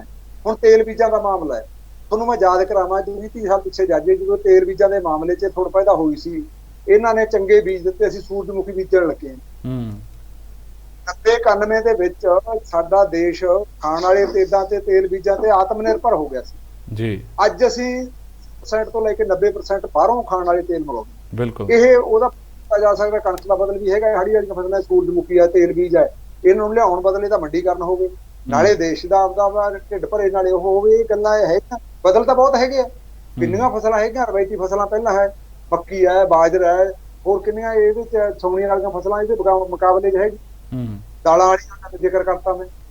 ਇਹ ਤੋਂ ਬਿਨਾਂ ਬਹੁਤ ਕਰੀਏ, ਚਾਰਾ ਬੀਜਿਆ ਜਾਂਦਾ, ਚਾਰੇ ਦੇ ਮੱਕੀ ਤੇ ਜੇ ਇਹ ਪਸ਼ੂ ਪਾਲਣ ਵਿਭਾਗ ਹੈ ਜਿਹੜਾ ਇੱਧਰ ਨੂੰ ਲਿਆਵੇ, ਕਿੰਨੀ ਮੱਕੀ ਚਾਰੇ ਦੇ ਤੌਰ ਤੇ, ਚਾਰ ਵੇਚਣ ਦੇ ਤੌਰ ਤੇ ਮੱਕੀ ਥੋੜੇ ਸਮੇਂ 'ਚ 1 ਮਹੀਨੇ 2 ਮਹੀਨੇ ਦੇ ਵਿੱਚ ਉਹ ਮੱਕੀ ਨੂੰ ਵਰਤੋਂ 'ਚ ਲਿਆਂਦਾ ਜਾਂਦਾ। ਚੰਗੀਆਂ ਕਿਸਮਾਂ ਹੋਣ। ਮੈਂ ਅੱਜ ਮਾਨਸਾ ਦੇ ਵਿੱਚ ਇੱਥੇ ਮੈਨੂੰ ਰਿਪੋਰਟ ਮਿਲੀ, ਉੱਥੇ ਬੈਠਾ ਹੈ। ਜਾਣੀ ਮੱਕੀ ਦਾ ਜਿਹੜਾ ਚੰਗਾ ਬੀਜ ਹੈ, ਜਿਹੜੇ ਮੱਕੀ ਦਾ 700 ਦਾ ਰੇਟ ਆ, ਉਹ ਬਲੈਕ ਮਿਲ ਰਿਹਾ ਅੱਜ ਕਿਸਾਨਾਂ ਨੂੰ 500 ਰੁਪਏ ਕੁਇੰਟਲ ਮਗਰ। ਅੱਛਾ, ਗੱਲਾਂ ਤੇ ਸਰਕਾਰ ਪਕੜ ਕਰ ਲੇ, ਸਹੀ ਕਿਸਾਨ ਨੂੰ ਬੀਜ ਮਿਲ ਜੇ, ਉਹ ਮੱਕੀ ਨੂੰ ਚਾਰੇ ਦੇ ਰੂਪ ਦੇ ਵਿੱਚ ਵੀ ਵਰਤ ਸਕਦੇ ਆ, ਨਾਲੇ ਗਾਹਾਂ ਝੋਨਾ ਲੱਗ ਸਕਦਾ ਉਹਦੇ। ਐ ਕਿਸਾਨ ਦੀ ਆਮਦਨ ਵੱਧ ਸਕਦੀ ਹੈ। ਕਰਨ ਨੂੰ ਤਾਂ ਦੇਖੋ, ਜਿਵੇਂ ਸਿਆਣਿਆਂ ਦੀ ਕਹਾਵਤ ਹੈ, ਜੇ ਨੀਤ ਹੋਵੇ ਬਹੁਤ ਕੁਛ ਹੈ, ਪਰ ਅਸੀਂ ਸਮਝਦੇ ਸਰਕਾਰਾਂ ਦੀਆਂ ਜੇ ਨੀਤੀਆਂ ਤੇ ਨੀਤ ਚ ਗੜਬੜਾ ਹੈ। ਜੇ ਨੀਤ ਹੋਵੇ ਸਾਰਾ ਕੁਛ। ਜਦੋਂ ਸਾਨੂੰ ਇੱਧਰ ਲਾਉਣਾ ਸੀ, ਅਸੀਂ ਉਦਾਹਰਨਾਂ ਦਿੱਤੀਆਂ ਵੀ ਚੋਰੀਆਂ ਖਾਦ ਪਾ ਕੇ ਆਉਂਦੇ ਗ੍ਰਾਮ ਸੇਵਕ ਸਾਡੇ ਪਿੰਡਾਂ ਚ ਹੁੰਦੇ। ਮੇਰੇ ਚੰਗੀ ਤਰ੍ਹਾਂ ਯਾਦ ਆ, ਮੈਨੂੰ ਰਾਤ ਨੂੰ ਛੋਟਾ ਜਿਹਾ ਹੁੰਦਾ ਸੀ ਮੈਂ, ਕਿਉਂਕਿ ਸਾਡੇ ਬਜ਼ੁਰਗ ਇਹ ਰਸਾਇਣਕ ਖਾਦਾਂ ਪਾਉਣ ਨਹੀਂ ਦਿੰਦੇ ਸੀ।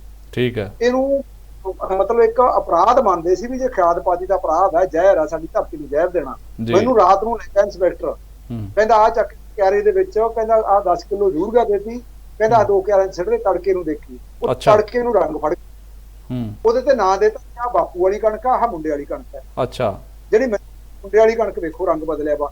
ਮੈਂ ਬਾਪੂ ਨੂੰ ਕਿਹਾ, ਬਾਪੂ ਆਹ ਪਾਇਆ ਮੈਂ ਤਾਂ ਰੰਗ ਬਦਲਿਆ। ਉਹ ਕਹਿੰਦਾ ਯਾਰ ਇਹ ਗੱਲ ਤਾਂ ਕੀਤੀ ਹੈ ਤੁਸੀਂ, ਐਂ ਜਿਹੜੀ ਕਹਿਣ ਦਾ ਮਤਲਬ ਸਾਨੂੰ ਜਦੋਂ ਲਾਉਣਾ ਸੀ ਐਂ ਘਜਾਇਆ ਅਮਲੀ ਨੂੰ, ਚਾਹ ਚ ਘੋਲ ਕੇ ਨਹੀਂ ਜਾਂਦੇ ਅਗਲੇ ਟੀਮ ਲਾਉਣ ਖਾਤਰ। ਪਹਿਲਾਂ ਝੋਨਾ ਤੁਸੀਂ ਮਿੱਟੀ ਸਮੇਤ ਲੈਂਦੇ ਰਹੇ ਹੋ, ਅੱਜ ਉਹ ਤੁਸੀਂ ਟਿੱਕੇ ਕੱਢਣ ਲੱਗ ਗਿਆ ਸੀ ਕਣਕਾਂ ਦੇ ਮਾਮਲੇ 'ਚ। ਇਸ ਮਾਮਲੇ 'ਚ ਅਸਲ ਵਿੱਚ ਨੀਤ, ਜੇ ਨੀਤ ਸਾਫ਼ ਹੋ ਜੇ, ਸੱਚੀ ਲੋਕਾਂ ਦੇ ਪੱਖ ਦੇ ਉਹੀ ਜਿਹੀਆਂ ਨੀਤੀਆਂ ਲੈ ਆਉਣ, ਖੇਤੀ ਉਸ ਤਰ੍ਹਾਂ ਦੀ ਟਿਕਾਊ ਖੇਤੀ ਹੋਵੇ, ਚੰਗੀ ਹੋਵੇ, ਉਹ ਆ ਸਕਦਾ, ਕੋਈ ਗੱਲ ਨਹੀਂ। ਰਵਾਇਤੀ ਖੇਤਾਂ ਫਸਲਾਂ ਹੋਣ, ਉਹ ਸਾਰਾ ਕੁਛ ਹੋ ਸਕਦਾ। ਪਰ ਰੌਲਾ ਉੱਥੇ ਹੈ ਵੀ ਅਸਲ ਵਿੱਚ ਇਹ ਕਾਰਪੋਰੇਟ ਘਰਾਣਿਆਂ ਦੇ ਪੱਖੀ ਨੀਤੀਆਂ ਬਣਾ ਚੁੱਕੇ। ਦੇਸ਼ ਦੇ ਹਾਕਮ ਸਾਡੇ ਬਾਹਰ ਆਉਣ WTO ਤੋਂ, ਸਾਰਾ ਕੁਝ ਸੈੱਟ ਹੋ ਜਾਊਗਾ, ਕਿਉਂਕਿ ਨੀਤੀਆਂ ਤਾਂ ਉੱਥੋਂ ਵਰਤ ਗਿਆ। ਠੀਕ ਹੈ। ਇਹ ਜਿਹੜੀ ਤੁਸੀਂ ਉਦਾਹਰਨ ਦਿੱਤੀ ਹੈ, ਜਿਹੜੀ ਹੁਣੇ ਤੁਸੀਂ ਖਾਦ ਵਾਲੀ ਉਦਾਹਰਨ ਦਿੱਤੀ ਹੈ ਕਿ ਅਸੀਂ ਸਾਨੂੰ ਉਹ ਕਿਹਾ ਗਿਆ ਇੰਸਪੈਕਟਰ ਦੇ ਵੱਲੋਂ, ਤੇ ਆਹ ਫਰਕ ਜਿਹੜਾ ਉਹ ਨਜ਼ਰ ਆ ਗਿਆ। ਜਿਹੜੇ ਬਿਜਲੀ ਮੀਟਰਾਂ ਦਾ ਵਿਰੋਧ ਹੋ ਰਿਹਾ ਕਿ ਉਹ ਇਸੇ ਲਈ ਹੈ ਕਿ ਇੱਕ ਵਾਰ ਇਹਨਾਂ ਨੇ ਇਸੇ ਤਰ੍ਹਾਂ ਲਾਲਚ ਜਿਹਾ ਦੇ ਕੇ ਜਾਂ ਮਿੰਤਰਲਾ ਕਰਕੇ ਲਗਾ ਦੇਣੇ ਆ, ਤੇ ਬਾਅਦ ਦੇ ਵਿੱਚ ਫਿਰ ਕਿਸਾਨਾਂ ਨੂੰ ਪਰੇਸ਼ਾਨੀਆਂ ਆਉਣਗੀਆਂ। ਔਰ ਜਿਹੜੀਆਂ ਬਾਕੀ ਚੀਜ਼ਾਂ ਨੇ, ਕਿਉਂਕਿ ਹੁਣ ਜ਼ਮੀਨ ਨੂੰ ਆਦਤ ਪੈ ਗਈ ਹੈ, ਉਹਦੇ ਤੋਂ ਬਿਨਾਂ ਮੈਨੂੰ ਨਹੀਂ ਲੱਗਦਾ ਕਿ ਪੰਜਾਬ ਦੇ ਵਿੱਚ ਕਿਤੇ ਵੀ ਕੋਈ ਫਸਲ ਹੋ ਸਕਦੀ। ਜੇ ਹੋਊਗੀ ਵੀ ਤੇ ਉਹਦਾ ਝਾੜ ਬੜਾ ਘੱਟ ਨਿਕਲਣਾ, ਉਨੀ ਆਮਦਨ ਨਹੀਂ ਹੋਣੀ ਕਿਸਾਨ ਨੂੰ ਜਿੰਨਾ ਉਹਦਾ ਖਰਚਾ ਹੋ ਜਾਇਆ ਕਰਨਾ। ਕਿ ਇਸੇ ਚੀਜ਼ ਕਰਕੇ ਵਿਰੋਧ ਕਰਦੇ ਹੋ ਫਿਰ ਉਹਦਾ ਵੀ? ਬਿਲਕੁਲ ਬਿਲਕੁਲ, ਅਸੀਂ ਕਹਿੰਦੇ ਵੀ ਉਹੀ ਨਿੱਜੀਕਰਨ ਦੀ ਕੜੀ ਹੈ। ਅਸੀਂ ਪਹਿਲਾਂ ਤੋਂ ਘਰਾਂ ਦੇ ਵਿੱਚੋਂ ਮੀਟਰ ਬਾਹਰ ਕੱਢਣ ਦਾ ਵਿਰੋਧ ਕੀਤਾ, ਜਿੱਥੇ ਸਾਡੀ ਜਥੇਬੰਦੀ ਹਜੇ ਵੀ ਹੈਗੀ ਹੈ। ਅਸੀਂ ਪਿੰਡਾਂ ਦੇ ਵਿੱਚੋਂ ਮੀਟਰ ਨਹੀਂ ਬਾਹਰ ਕੱਢਣ ਤੇ ਸਾਡੇ ਤੇ ਦੋਸ਼ ਵੀ ਲਾਏ ਵੀ ਇਹ ਚੋਰੀ ਕਰਨ ਦੇ ਮਾਰੇ ਕਹਿੰਦੇ। ਅਸੀਂ ਕਹਿੰਦੇ ਚੋਰੀ ਨਹੀਂ, ਤੁਸੀਂ ਚੈੱਕ ਕਰ ਲਓ, ਹੋਰ ਕਰ ਲਓ ਵੀ ਇਹ ਨੀਤੀ ਨੂੰ ਜਾਂਦੀ ਹੈ। ਹੌਲੀ ਹੌਲੀ ਮੀਟਰ ਆਹ ਇਲੈਕਟ੍ਰੋਨਿਕਸ ਲੈ ਕੇ ਹੁਣ ਇਹ ਦੂਜੇ ਮੀਟਰ ਲਿਆਏ ਇਹ ਚਿੱਪ ਵਾਲੇ, ਇਹ ਉਧਰ ਨੂੰ ਜਾਂਦੀ ਹੈ ਨੀਤੀ ਹੌਲੀ ਹੌਲੀ। ਇਹ ਮਤਲਬ ਪਬਲਿਕ ਸੈਕਟਰ ਦੇ ਅਦਾਰੇ ਆ ਜਿਹੜੇ ਖਤਮ ਕਰਕੇ ਪ੍ਰਾਈਵੇਟਾਂ ਨੂੰ ਸੰਭਾਲ ਕੇ ਫਿਰ ਸਾਡੀ ਛਿੱਲ ਲਾਉਣੀ ਹੈ। ਉਦਾਹਰਨਾਂ ਕਰਦੇ ਆ, ਇਹ ਮੰਡੀਆਂ ਦੇ ਮਾਮਲੇ 'ਚ ਵੀ ਆਈ ਆਉਣਾ। ਆਪ ਹੁਣ ਸਹਿਲੋ ਗੋਦਾਮਾਂ ਦਾ ਰੌਲਾ ਚੱਲ ਰਿਹਾ ਸਾਡੇ, ਅਸੀਂ ਉਹਦਾ ਵਿਰੋਧ ਕੀਤਾ ਇਸ ਕਰਕੇ ਕਰਿਆ। ਆਪ ਹਿਮਾਚਲ ਦੀ ਉਦਾਹਰਨ ਪਈ ਆ ਸਾਡੇ ਕੋਲ, ਸੇਬਾਂ 'ਚ ਕੀ ਕਰਿਆ ਉਹਨਾਂ ਨੇ, ਕੇਰਾਂ ਲਿਆ ਕੇ ਲਾਲਚ ਦੇ ਕੇ ਮੁੜ ਕੇ ਉਹ ਸੇਬਾਂ ਵਾਲੇ ਕਿਸਾਨਾਂ ਨੇ ਕੀ ਕਰਿਆ, ਹਿਮਾਚਲ ਸਾਡੇ ਕੋਲੇ ਆ। ਆਈ ਉਹ ਬਿਜਲੀ ਦੇ ਖੇਤਰ 'ਚ ਕਰਨਗੇ, ਉਹ ਸਾਰਾ ਦਾਰਮਦਾਰ ਆਪਦੇ ਹੱਥ 'ਚ ਕਰ ਲਿਆ ਚਿੱਪਾਂ ਨੂੰ। ਹੁਣ ਅੱਜ ਮੈਂ ਇੱਕ ਘਰੇ ਬੈਠਾ ਸੀਗਾ, ਕਹਿੰਦਾ 80,000 ਦਾ ਮੋਬਾਈਲ ਲੈਣਾ ਮੁੰਡਾ, ਕਹਿੰਦਾ ਸਾਨੂੰ ਮੋਬਾਈਲਾਂ ਦੇ ਜਿਹੜੀ ਐ ਰੌਲੇ ਪੈਂਦੇ। ਜੰਮਦਾ ਬੱਚਾ ਮੋਬਾਈਲ ਤੇ ਲਾਤਾ, ਅਸੀਂ ਸਾਨੂੰ ਉਹ ਮੀਟਰਾਂ ਤੇ ਜਦੋਂ ਲਾਤੇ, ਮੀਟਰ ਤੇ ਪਤਾ ਹੀ ਆ ਵੀ ਉਹ ਜੇ ਪੈਸੇ ਪਾ ਲਾਂਗੇ ਤਾਂ ਚੱਲ ਪੂ, ਤੇ ਬਿਜਲੀ ਨਾਲ ਗਿੱਝ ਇੰਨੇ ਗਏ, ਸਾਹ ਬਣ ਗਈ ਸਾਡੇ ਸਰੀਰ ਦਾ। ਬਿਜਲੀ ਹੈਗੀ ਆ ਤਾਂ ਕਹਿੰਦੇ ਸਾਹ ਆਉਂਦਾ ਨਹੀਂ, ਸਾਹ ਹੀ ਨਹੀਂ ਆਉਂਦਾ, ਕੁਛ ਹੀ ਕਰਨਾ ਪੈ ਜੇ।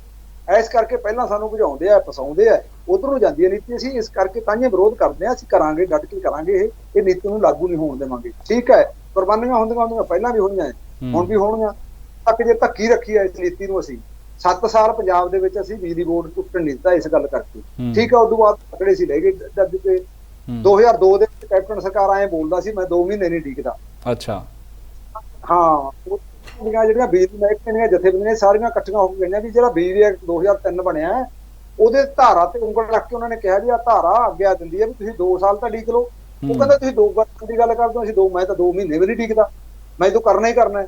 ਤੇ ਜਦੋਂ ਅਸੀਂ ਪੰਜਾਬ ਦੇ ਲੋਕਾਂ ਨੂੰ ਗੱਲ ਪਕਾ ਦਿੱਤੀ ਵੀ ਬਿਜਲੀ ਬੋਰਡ ਵਾਲੇ ਮਹਿਕਮੇ ਦਾ ਕੰਮ ਨਹੀਂ ਇਹ, ਜਾਂ ਉਹਨਾਂ ਦੇ ਮੁਲਾਜ਼ਮਾਂ ਦਾ ਕੰਮ ਨਹੀਂ, ਇਹ ਤਾਂ ਆਪਣੀਆਂ ਮੋਟਰਾਂ ਜਾਣੀਆਂ, ਖੇਤੀ ਜਾਊਗੀ, ਤਾਂ ਅਸੀਂ 15 ਮਾਰਚ ਨੂੰ ਵੱਡਾ ਇਕੱਠ ਕੀਤਾ। ਉਸੇ ਦਿਨ ਕੈਪਟਨ ਦਾ ਬਿਆਨ ਆ ਗਿਆ ਬਿਜਲੀ ਬੋਰਡ ਦਾ ਨਿੱਜੀਕਰਨ 6 ਮਹੀਨੇ ਅੱਗੇ। ਪੂਰਾ 7 ਸਾਲ ਅਸੀਂ ਦੋਨੇ ਸਰਕਾਰਾਂ ਨੂੰ ਖੱਲੀ ਰੱਖਿਆ ਇੱਕੇ ਦੇ ਜੋਰ ਤੇ। ਅਸੀਂ ਸਮਝਦੇ ਹਾਂ ਵੀ ਨੀਤੀ ਉਧਰ ਨੂੰ ਜਾਂਦੀ ਹੈ, ਉਹਦੀ ਕੜੀ ਹੈ ਇਹ ਮੀਟਰਾਂ ਵਾਲੀ ਗੱਲ। ਤੁਸੀਂ ਸਰਕਾਰ ਨੂੰ ਕੁਝ ਇਸ ਤਰ੍ਹਾਂ ਵੀ ਆਖਿਆ ਕਿ ਪਾਣੀਆਂ ਦਾ ਜਿਹੜਾ ਮਸਲਾ ਹੈ, ਹੁਣ 15 ਤੋਂ 17 ਸਾਲ ਦਾ ਕਹਿੰਦੇ ਪਾਣੀ ਰਹਿ ਗਿਆ ਪੰਜਾਬ 'ਚ, ਪਾਣੀ ਤੋਂ ਬਿਨਾਂ ਤਾਂ ਜ਼ਿੰਦਗੀ ਹੈ ਨਹੀਂ, ਫਸਲਾਂ ਦੀ ਤਾਂ ਦੂਰ ਦੀ ਗੱਲ ਹੈ। ਫਿਰ ਤੁਸੀਂ ਇਹ ਆਖਿਆ ਉਹਨਾਂ ਨੂੰ ਕਿ ਨਹਿਰੀ ਜਿਹੜੇ ਪ੍ਰਬੰਧ ਨੇ ਉਹ ਥੋੜ੍ਹੇ ਜਿਹੇ ਹੋਰ ਚੰਗੇ ਕਰ ਲਓ, ਸੂਏ ਕੱਸੀਆਂ ਜਿਹੜੀਆਂ ਨੇ ਉਹਨਾਂ ਨੂੰ ਚੰਗਾ ਕਰ ਲਈਏ ਆਪਾਂ, ਕਿਉਂਕਿ ਕਈ ਜ਼ਿਆਦਾਤਰ ਸੂਏ ਤਾਂ ਜਿਹੜੇ ਬੰਦ ਹੀ ਹੋ ਗਏ ਜਦੋਂ ਕਿਸਾਨਾਂ ਦੀਆਂ ਫਸਲਾਂ ਨੂੰ ਪਾਣੀ ਲੱਗਦਾ ਸੀ, ਤੇ ਨਾ ਕੋਈ ਵਾਰੀ ਦਾ ਸਿਸਟਮ ਰਹਿ ਗਿਆ, ਨਾ ਖਾਲੇ ਜਿਹੜੇ ਨੇ ਉਹ ਰਹਿ ਗਏ। ਤੁਸੀਂ ਉਸ ਚੀਜ਼ ਦੇ ਲਈ ਸਹਿਮਤ ਹੋ, ਜਾਂ ਤੁਸੀਂ ਵੀ ਚਾਹੁੰਦੇ ਕਿ ਨਹੀਂ ਉਹ ਚੀਜ਼ਾਂ ਨਹੀਂ ਹੋਣੀਆਂ ਚਾਹੀਦੀਆਂ, ਉਹਦੇ ਨਾਲ ਜ਼ਮੀਨ ਦੇ ਵਿੱਚ ਜਿਹੜਾ ਉਹ ਪਾੜਾ ਪੈ ਜਾਂਦਾ? ਅਸੀਂ ਉਦਾਹਰਨ ਦਿੱਤੀ ਹੈ ਉਹਨਾਂ ਦੀ, ਟੇਲਾਂ ਦੇ ਪਾਣੀ ਪੁੱਜਦਾ ਕਰੋ। ਨਹਿਰੀ ਪਾਣੀ 27% ਪਹਿਲਾਂ ਪੰਜਾਬ ਦੇ ਖੇਤਰ ਨੂੰ ਲੱਗਦਾ ਸੀ, ਉਹ ਕਿੱਥੇ ਗਿਆ ਹੁਣ ਪਾਣੀ? ਕਿਸੇ ਟੇਲ ਤੇ ਪਾਣੀ ਪੂਰਾ ਨਹੀਂ, ਉਹ ਕਿੱਥੇ ਗਿਆ ਪਾਣੀ, ਕਿੱਧਰ ਖਪਤ ਹੋ ਗਿਆ, ਕਿੱਧਰ ਗਿਆ? ਉਹਨੂੰ ਉਹ ਵਿਕਸਿਤ ਕਰੋ। ਸਗੋਂ ਤੁਸੀਂ ਆਪਦੇ ਵਿਕਾਸ ਦੇ ਮਾਮਲੇ ਤਾਂ ਅਸੀਂ ਨਹਿਰਾਂ ਸੂਏ ਪੱਕੇ ਕਰਤੇ ਸੀ, ਉਹ ਕਰਤੇ, ਫਿਰ ਪਾਣੀ ਕਿੱਥੇ ਗਿਆ? ਉਹਦਾ ਪ੍ਰਬੰਧ ਕਰੋ ਕਿ ਕਿੱਥੇ ਗਿਆ। ਇਹ ਤੋਂ ਬਿਨਾਂ ਅਸੀਂ ਸਾਰੇ ਦਰਿਆ ਦੂਸ਼ਿਤ ਕਰਤੇ। ਤੁਸੀਂ ਕਿੰਨਾ ਦਰਿਆ 'ਚ ਜ਼ਹਿਰ ਡਿੱਗੀ ਜਾਂਦਾ, ਉਹਦਾ ਕੀ ਕਰਦੇ ਹੋ ਪ੍ਰਬੰਧ? ਤੁਸੀਂ ਪਹਿਲਾਂ ਇਹ ਕਰਨ ਵਾਲਾ ਕੰਮ ਅਸੀਂ ਦੋੜਨਾ ਇਹ ਗੱਲ ਰੱਖੀ ਹੈ ਜੀ, ਕਿਉਂਕਿ ਅਸੀਂ ਫਿਕਰਮੰਦ ਨਿਭਾਰਾਂ ਅਸੀਂ ਤਾਂ ਗੁਰਬਾਣੀ ਦੇ ਵਿੱਚ ਸਾਡੀ ਤੇ ਲਿਖਿਆ ਪਹਿਲਾ ਪਾਣੀ ਜੀਵ ਹੈ ਜਿਤ ਹਰਿਆ ਸਭ ਕੋਈ, ਪਵਨ ਗੁਰੂ ਪਾਣੀ ਪਿਤਾ ਮਾਤਾ ਧਰਤ ਮਾਤ, ਅਸੀਂ ਰੋਜ਼ ਪੜ੍ਹਦੇ ਹਾਂ ਕਿ ਪਾਣੀ ਆ ਤਾਂ ਜੀਵ ਹੈ ਸਾਰਾ। ਇਹ ਤੋਂ ਬਿਨਾਂ ਪਾਣੀ ਦਾ ਫਿਕਰਮੰਦੀ ਸਭ ਨੂੰ ਚਾਹੀਦੀ।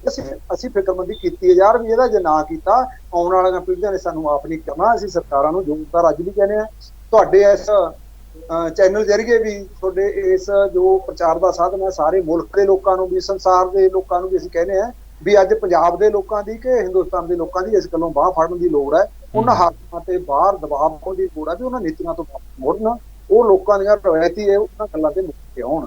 ਜਿਵੇਂ ਵਿਦੇਸ਼ ਬੈਠੇ ਲੋਕਾਂ ਨੇ ਇੱਥੇ ਕਾਲੇ ਕਾਨੂੰਨਾਂ ਦੇ ਵਿਰੁੱਧ ਲੜਾਈ ਦੇ ਵਿੱਚ ਸਾਡੇ ਬਾਹਲੇ NRI ਵੀਰਾਂ ਨੇ ਕਿੱਡਾ ਵੱਡਾ ਯੋਗਦਾਨ ਪਾਇਆ, ਸਾਡੀ ਜਿੱਤ ਪ੍ਰਾਪਤ ਹੋਈ ਹੈ। ਐਂ ਜੇ ਸਾਰੇ ਸੰਸਾਰ ਦੇ ਲੋਕ ਆਏ ਸਾਡੇ ਕਿਰਤੀ ਲੋਕਾਂ ਦੇ ਪੱਖ ਤੇ ਡੱਕਾ ਸਿੱਟਣ ਲੱਗ ਜਾਣ, ਅਸੀਂ ਕਹਿੰਦੇ ਹਾਂ ਇਹਨਾਂ ਹਾਕਮਾਂ ਨੂੰ ਮੋੜਿਆ ਜਾ ਸਕਦਾ, ਉਹਨਾਂ ਦੀਆਂ ਇਹ ਜਿਹੜੀਆਂ ਲੋਕ ਵਿਰੋਧੀ ਨੀਤੀਆਂ। ਅਸੀਂ ਜ਼ੋਰਦਾਰ ਪਾਣੀ ਵਾਲੇ ਮਸਲੇ ਨੂੰ ਬਹੁਤ ਫਿਕਰਮੰਦੀ ਨਾਲ ਲੈਣ ਵਾਲਾ ਮਾਮਲਾ। ਤੇ ਬਿਲਕੁਲ ਚੰਗੀ ਗੱਲ ਹੈ ਜੀ, ਇਹ ਲੈਣਾ ਚਾਹੀਦਾ ਹੈ, ਚਾਹੇ ਕਿਸਾਨੀ ਦੇ ਮਸਲੇ ਦੇ ਉੱਤੇ ਹੋਵੇ, ਚਾਹੇ ਇਨਸਾਨੀਅਤ ਦੇ ਮਸਲੇ ਦੇ ਉੱਤੇ। ਜ਼ਿੰਦਗੀ, ਕਿਉਂਕਿ ਜ਼ਿੰਦਗੀਆਂ ਜਿਵੇਂ ਪਹਿਲਾਂ ਜ਼ਿਕਰ ਕੀਤਾ ਕਿ ਜ਼ਿੰਦਗੀ ਤਾਂ ਹੀ ਹੈ ਜੇ ਸਭ ਤੋਂ ਮੁੱਢਲੀ ਲੋੜ ਜਿਹੜੀ ਪਾਣੀ ਹੈ ਉਹ ਪੂਰੀ ਹੋਊਗੀ। ਇਸ ਤੋਂ ਇਲਾਵਾ ਕੀ ਸਰਕਾਰ ਨੇ ਜਿਹੜੇ ਦਾਅਵੇ ਕੀਤੇ ਸੀ, ਹਾਲਾ ਸਮਾਂ ਲੱਗਣਾ ਪੂਰੇ ਪ੍ਰਬੰਧ ਠੀਕ ਹੋਣ ਤੇ, ਸਮਾਂ ਸਰਕਾਰ ਨੂੰ ਦੇਣਾ ਵੀ ਚਾਹੀਦਾ ਕਿ ਹਾਂ ਠੀਕ ਹੈ ਤੁਸੀਂ ਹੌਲੀ ਹੌਲੀ ਕਰਕੇ ਜੇ ਕਹਿੰਦੇ ਹੋ ਤਾਂ ਸਾਰੀਆਂ ਜਿਹੜੀਆਂ ਤਰੁੱਟੀਆਂ ਨੇ, ਜੋ ਕਮੀਆਂ ਨੇ, ਉਹਨਾਂ ਨੂੰ ਠੀਕ ਕਰ ਦਿਓ। ਮੰਡੀਆਂ ਦੇ ਪ੍ਰਬੰਧਾਂ ਦਾ ਦਾਅਵਾ ਉਹਨਾਂ ਨੇ ਕੀਤਾ ਸੀ ਕਿ ਵਧੀਆ ਇਸ ਵਾਰ ਅਸੀਂ ਕਰਤਾ, ਕਿਸਾਨ ਕਿਸੇ ਵੀ ਪਰੇਸ਼ਾਨੀ ਦਾ ਸਾਹਮਣਾ ਨਹੀਂ ਕਰਨਗੇ। ਮੰਡੀਆਂ ਦੇ ਪ੍ਰਬੰਧ ਕਿਵੇਂ ਸੀਗੇ ਉਹ ਵੀ ਦੱਸ ਦਿਓ। ਮੰਡੀਆਂ ਦੇ ਪ੍ਰਬੰਧ ਜੀ ਇਹ ਅਜੇ ਕਾਗਜ਼ਾਂ ਦੇ ਹਿਸਾਬ ਨਾਲ, ਮੈਂ ਆਪਦੇ ਖੁਦ ਦੀ ਉਦਾਹਰਨ ਦੇ ਦਿੰਦਾ। 7 ਦਿਨ ਹੋ ਗਏ ਮੰਡੀ 'ਚ ਬੈਠੇ, ਮੇਰਾ ਭਾਈ ਹੈ 5 ਦਿਨ ਮੈਨੂੰ ਮੰਡੀ 'ਚ ਬੈਠੇ ਨੂੰ, ਹਜੇ ਕਣਕ ਨੂੰ ਝਾੜ ਵੀ ਨਹੀਂ ਲੱਗਿਆ ਜਿਹੜਾ ਸਫਾਈ ਕਰਨੀ ਹੁੰਦੀ। ਕਾਰਨ ਵਿਕਣ ਦੀ ਤਾਂ ਦੂਰ ਦੀ, ਨੋਟ ਕਰ ਲਓ ਤੁਸੀਂ, ਗਿੱਦੜ ਪਿੰਡ ਦਾ ਮੇਰਾ ਬਠਿੰਡੇ ਜ਼ਿਲ੍ਹੇ 'ਚ ਪੈਂਦਾ ਹੈ, ਹਫ਼ਤੇ ਤੋਂ ਵੱਧ ਹੋ ਗਿਆ। ਅੱਛਾ, ਜਿੱਦਾਂ ਦੀ ਖਰੀਦ ਸ਼ੁਰੂ ਹੋਈ ਉਦੋਂ ਮੇਰਾ ਭਾਈ, ਮੈਂ 2 ਦਿਨ ਮਗਰੋਂ ਲਿਆ, 5 ਦਿਨ ਸਾਨੂੰ ਹੋ ਕੇ ਬੈਠੇ ਨੂੰ, ਕੋਈ ਪ੍ਰਬੰਧ ਨਹੀਂ ਹੋਇਆ। ਐਂ ਬਿਜਲੀ ਵਾਲੇ ਕਹਿੰਦੇ ਸਾਡੇ ਤੇ ਕਿੰਨੇ ਫੀਡਰ ਕੱਲ ਅਸੀਂ ਮੁੱਖ ਮੰਤਰੀ ਦੀ ਵੇਚ ਤੇ ਰੱਖਿਆ, ਜਿਹਨਾਂ ਤੇ ਬਿਜਲੀ ਆਉਂਦੀ ਨਹੀਂ, ਜਿਹੜੇ ਘੰਟਾ 2 ਘੰਟੇ ਸਾਨੂੰ ਪੀਣ ਨੂੰ ਭਜਦੇ ਦਿਓ, ਪੀਣ ਵਾਸਤੇ ਪਸ਼ੂ ਧਿਆਏ ਮਰ ਜਾਂਦੇ ਆ। ਪ੍ਰਬੰਧ ਹਲੇ ਕੁਛ ਨਹੀਂ ਸੁਧਰਿਆ। ਆਉਣ ਵਾਲੇ ਦਿਨਾਂ ਸੁਧਰਦਾ ਕੀ ਹੈ? ਜਿੱਥੋਂ ਤੱਕ ਤੁਸੀਂ ਸਮਾਂ ਦੇਣ ਦਾ ਸਵਾਲ ਕੀਤਾ, ਅਸੀਂ ਕਹਿੰਦੇ ਹਾਂ ਸਮਾਂ ਦੇਵਾਂਗੇ, ਦੇਣਾ ਚਾਹੀਦਾ ਹੈ। ਸਾਨੂੰ ਨਹੀਂ ਰੌਲਾ ਕੋਈ, ਇਹ ਅਸੀਂ ਤਾਂ ਕਹਿੰਦੇ ਹਾਂ ਵੀ ਮਾਨ ਜੀ, ਭਗਵੰਤ ਮਾਨ ਜੀ ਜਿਹੜੇ ਵੱਡੇ ਵਾਅਦੇ ਕਰੀ ਜਾਂਦੇ ਇਹਨਾਂ ਤੇ ਪੂਰਾ ਨਹੀਂ ਉਤਰਿਆ ਜਾਣਾ, ਕਿਉਂਕਿ ਉਤੋਂ ਨੀਤੀਆਂ ਹੋਰ ਨੇ। ਪਰ ਅਸੀਂ ਸਮਾਂ ਦਿੱਤਾ ਹੈ, ਦੇਵਾਂਗੇ, ਪਰ ਸਮਾਂ ਇਹ ਤਾਂ ਨਹੀਂ ਵੀ 5 ਸਾਲ ਸਮਾਂ। ਦੂਜੀ ਗੱਲ ਹੈ, ਕਿਉਂਕਿ ਲੋਕਾਂ ਨੇ ਜਿੰਨਾ ਵੱਡਾ ਵਿਸ਼ਵਾਸ ਕੀਤਾ ਇਹਨਾਂ ਤੇ, ਵੱਡਾ ਅਤਵਾ ਦਿੱਤਾ ਹੈ। ਅਸੀਂ ਲੋਕਾਂ ਦੀਆਂ ਭਾਵਨਾਵਾਂ ਨੂੰ ਧਿਆਨ 'ਚ ਰੱਖਦੇ ਹੋਇਆ ਸਰਕਾਰ ਨੂੰ ਦੇ ਰਹੇ ਹਾਂ ਸਮਾਂ, ਤੇ ਦੇਵਾਂਗੇ। ਸਰਕਾਰ ਨਾਲ ਸਹਿਯੋਗ ਕਰਾਂਗੇ ਚੰਗੀ ਗੱਲ ਤੇ, ਕੋਈ ਇਹ ਨਹੀਂ ਵੀ ਅਸੀਂ ਹਰ ਵੇਲੇ ਸਰਕਾਰ ਦੇ ਖਿਲਾਫ ਲੜਨਾ ਹੀ ਹੈ। ਜੇ ਕੋਈ ਚੰਗਾ ਕਰਦਾ ਵੀ ਕਹਿੰਦੇ ਹਾਂ। ਬਿਲਕੁਲ ਇਹ ਚੰਗੀ ਗੱਲ ਹੈ ਕਿ ਜਿਹੜਾ ਚੰਗਾ ਕਰ ਰਿਹਾ ਉਹਦੇ ਨਾਲ ਖੜਨਾ ਚਾਹੀਦਾ, ਤੇ ਜਿਹੜਾ ਮਾੜਾ ਕਰ ਰਿਹਾ ਉਹਦੇ ਖਿਲਾਫ ਖੜਨਾ ਚਾਹੀਦਾ।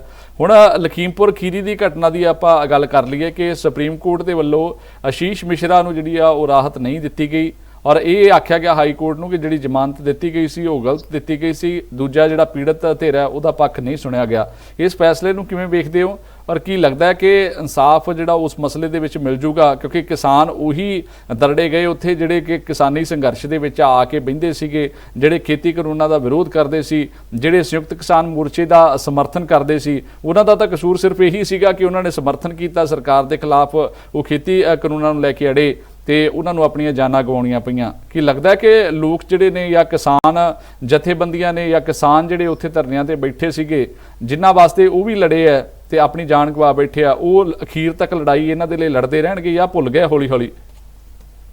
ਨਹੀਂ ਜੀ, ਬਿਲਕੁਲ ਨਹੀਂ। ਕਿਸਾਨ ਸੰਯੁਕਤ ਮੋਰਚੇ ਦਾ ਸੱਦਾ ਅੱਜ ਵੀ ਤੁਸੀਂ ਦੱਸੋ ਸਾਡੀ ਉਹ ਮੰਗ ਨਾਲ ਹੈ। ਲਖਮੀਰਪੁਰ ਖੀਰੀ ਦੇ ਦੋਸ਼ੀਆਂ ਨੂੰ ਸਜ਼ਾ ਮਿਲੇ, ਜਿਹੜੇ ਉਹਨਾਂ ਦੇ ਉਲਟ ਹੈ ਉਹਨਾਂ ਦੇ ਕਿਸਾਨਾਂ ਦੇ ਪਰਚੇ ਵਾਪਸ ਹੋਣ, ਜਿਹੜਾ ਗਵਾਹਾਂ ਨੂੰ ਧਮਕਾਇਆ ਜਾ ਰਿਹਾ ਲਟਾਇਆ ਉਹਨਾਂ ਦੀ ਸੁਰੱਖਿਆ ਦਾ ਪ੍ਰਬੰਧ ਹੋ ਗਿਆ, ਸਾਡਾ ਮੁੱਖ ਏਜੰਡਾ ਲਿਆ। ਇਹ ਤਾਂ ਸਿੱਧਾ ਨੰਗਾ ਚਿੱਟਾ ਪਹਿਲਾਂ ਇਨਸਾਫ ਨਾਲ ਹੀ ਧੋਖਾ ਕੀਤਾ ਹੈ। ਜੇ ਹਾਈ ਕੋਰਟ ਨੇ ਉਹਨੂੰ ਜ਼ਮਾਨਤ ਦਿੱਤੀ ਹੈ, 5 ਕਤਲ ਹੈ ਸਾਬਤ ਪੁੱਛਿਆ, ਜਿਹੜੀ ਸਰਕਾਰ ਨੇ ਸੈੱਟ ਬਣਾਈ ਸੀ ਉਸ ਸੈੱਟ ਵੀ ਕਹਿ ਚੁੱਕੀ ਹੈ ਵੀ ਉਹ ਦੋਸ਼ੀ ਬਣਦਾ। ਇਹਦੇ ਬਾਵਜੂਦ ਤਾਂ ਜੇ ਸੁਪਰੀਮ ਕੋਰਟ ਨੇ ਵੀ ਇਹ ਫੈਸਲਾ ਕਰਨਾ ਪਿਆ, ਅਸੀਂ ਸਮਝਦੇ ਹਾਂ ਵੀ ਲੋਕਾਂ ਦੇ ਇੱਕ ਦਬਾਅ ਦਾ ਸਿੱਟਾ ਵੀ ਹੈ। ਦੂਜਾ ਸਿੱਟਾ ਇਹ ਹੈਗਾ ਵੀ ਸੁਪਰੀਮ ਕੋਰਟ ਦੇ ਫੈਸਲੇ ਵੀ ਬਦਲ ਦਿੱਤੀਆਂ ਲੋਕਾਂ ਦੀਆਂ ਅਦਾਲਤਾਂ। ਤੁਸੀਂ ਮਨਜੀਤ ਧਨੇਰ ਨੂੰ ਇੱਥੇ ਸਜ਼ਾ ਹੋਈ ਸੀ, ਸੁਪਰੀਮ ਕੋਰਟ ਨੇ ਸਜ਼ਾ ਲੋਕਾਂ ਨੇ ਰੱਦ ਕਰਾ ਦਿੱਤੀ ਸੀ। ਇਸ ਕਰਕੇ ਵਿਸ਼ਵਾਸ ਤਹਿਤ ਚੰਗੀ ਗੱਲ ਅਸੀਂ ਕਹਿੰਦੇ ਵੀ ਇਨਸਾਫ ਦੇ ਮੰਦਰ ਹੈ ਜੇ ਅਦਾਲਤਾਂ ਜੇ ਲੋਕਾਂ ਨੂੰ ਇਨਸਾਫ ਦੇਣ ਲੱਗ ਜਾਣ, ਲੋਕਾਂ ਦਾ ਵਿਸ਼ਵਾਸ ਬਣਿਆ ਰਹੂ। ਨਹੀਂ ਤਾਂ ਜੇ ਲੋਕਾਂ ਦਾ ਵਿਸ਼ਵਾਸ ਅਦਾਲਤਾਂ ਤੋਂ ਉੱਠ ਕੇ ਫਿਰ ਬਣੂ ਕੀ, ਫਿਰ ਤਾਂ ਖਤਮ ਹੋ ਜਾਣਗੇ। ਇਸ ਕਰਕੇ ਮਾਣਯੋਗ ਸੁਪਰੀਮ ਕੋਰਟ ਨੇ ਜੇ ਅੱਜ ਲੋਕਾਂ ਨੂੰ ਕੁਛ ਨਾ ਕੁਛ ਰਾਹ ਦਿੱਤੀ, ਅਸੀਂ ਕਹਿੰਦੇ ਚੰਗੀ ਗੱਲ ਹੈ। ਆਉਣ ਵਾਲੇ ਦਿਨਾਂ ਦੇ ਵਿੱਚ ਦੋਸ਼ੀਆਂ ਨੂੰ ਸਜ਼ਾਵਾਂ ਮਿਲਣੀਆਂ ਚਾਹੀਦੀਆਂ, ਜਿਹੜੇ ਬੇਦੋਸ਼ ਹੈ ਉਹਨਾਂ ਨੂੰ ਰਾਹਤ ਮਿਲਣੀ ਚਾਹੀਦੀ ਹੈ। ਚੰਗੀ ਗੱਲ ਹੈ, ਚੰਗਾ ਕਦਮ ਹੈ। ਸ਼ਿੰਗਾਰਾ ਸਿੰਘ ਜੀ, ਆਪਾਂ ਅਖੀਰ ਦੇ ਉੱਤੇ ਹੀ ਆ ਬਸ। ਹੁਣ ਮੈਨੂੰ ਇੱਕ ਚੀਜ਼ ਦੱਸ ਦਿਓ ਕਿ ਜਦੋਂ ਇਹਨਾਂ ਖੇਤੀ ਕਾਨੂੰਨਾਂ ਦੇ ਖਿਲਾਫ ਲੜਾਈ ਚੱਲਦੀ ਰਹੀ, ਉਦੋਂ ਕਾਰਪੋਰੇਟ ਘਰਾਣਿਆਂ ਦਾ ਬੜਾ ਵੱਡਾ ਵਿਰੋਧ ਸੀ, ਔਰ ਜ਼ਿਆਦਾ ਗਿਣਤੀ, ਆਪਾਂ ਸਾਰੇ ਨਹੀਂ ਕਹਿੰਦੇ ਕਿ ਸਾਰੇ ਕਿਸਾਨ, ਪਰ ਜ਼ਿਆਦਾ ਗਿਣਤੀ ਜਿਹੜੀ ਆ ਔਰ ਵੱਡੀ ਗਿਣਤੀ ਕਿਸਾਨਾਂ ਦੀ ਉਹ ਉਹਨਾਂ ਕਾਰਪੋਰੇਟ ਘਰਾਣਿਆਂ ਦੇ ਖਿਲਾਫ ਸੀ। ਚਾਹੇ ਉਹ ਰਿਲਾਇੰਸ ਦੇ ਹੋਣ ਪ੍ਰੋਡਕਟ, ਉਹ ਸਾਰੇ ਲੋਕਾਂ ਨੇ ਛੱਡ ਦਿੱਤੇ ਸੀ ਵਰਤਣੇ, ਸਿਮ ਹੋਣ ਉਹ ਬੰਦ ਕਰਾ ਕੇ ਪੋਰਟ ਕਰਾ ਲਈਆਂ ਸੀਗੀਆਂ, ਹੋਰ ਵੀ ਕਈ ਚੀਜ਼ਾਂ ਜਿਹੜੀਆਂ ਨੇ ਉਹਨਾਂ ਨੇ ਕਰ ਦਿੱਤੀਆਂ। ਪਰ ਅੱਜ ਜਿਹੜਾ ਸੈਲੋ ਹੈ, ਉਸੇ ਸੈਲੋ ਦੇ ਅੱਗੇ ਕਿਸਾਨਾਂ ਦੀਆਂ ਲਾਈਨਾਂ ਲੱਗੀਆਂ ਨਜ਼ਰ ਆ ਰਹੀਆਂ ਨੇ। ਕੀ ਮਜਬੂਰੀ ਹੈ ਕਿਸਾਨਾਂ ਦੀ ਕਿ ਉਹਨਾਂ ਹੀ ਕਾਰਪੋਰੇਟ ਘਰਾਣਿਆਂ ਦੇ ਖਿਲਾਫ ਜਿਨ੍ਹਾਂ ਦੇ ਨਾਲ ਲੜਾਈ ਕੁਝ ਮਹੀਨੇ ਪਹਿਲਾਂ ਤੱਕ ਚੱਲਦੀ ਰਹੀ, ਅੱਜ ਉਹਨਾਂ ਦੀ ਹੀ ਕਹਿ ਸਕਦੇ ਆ ਇੰਡਸਟਰੀਆਂ ਦੇ ਅੱਗੇ ਟਰੈਕਟਰ ਟਰਾਲੀਆਂ ਲੈ ਕੇ ਖੜੇ ਹੋਏ ਆ? ਦੇਖੋ ਜੀ, ਇਹ ਕਿਸਾਨ ਜਦੋਂ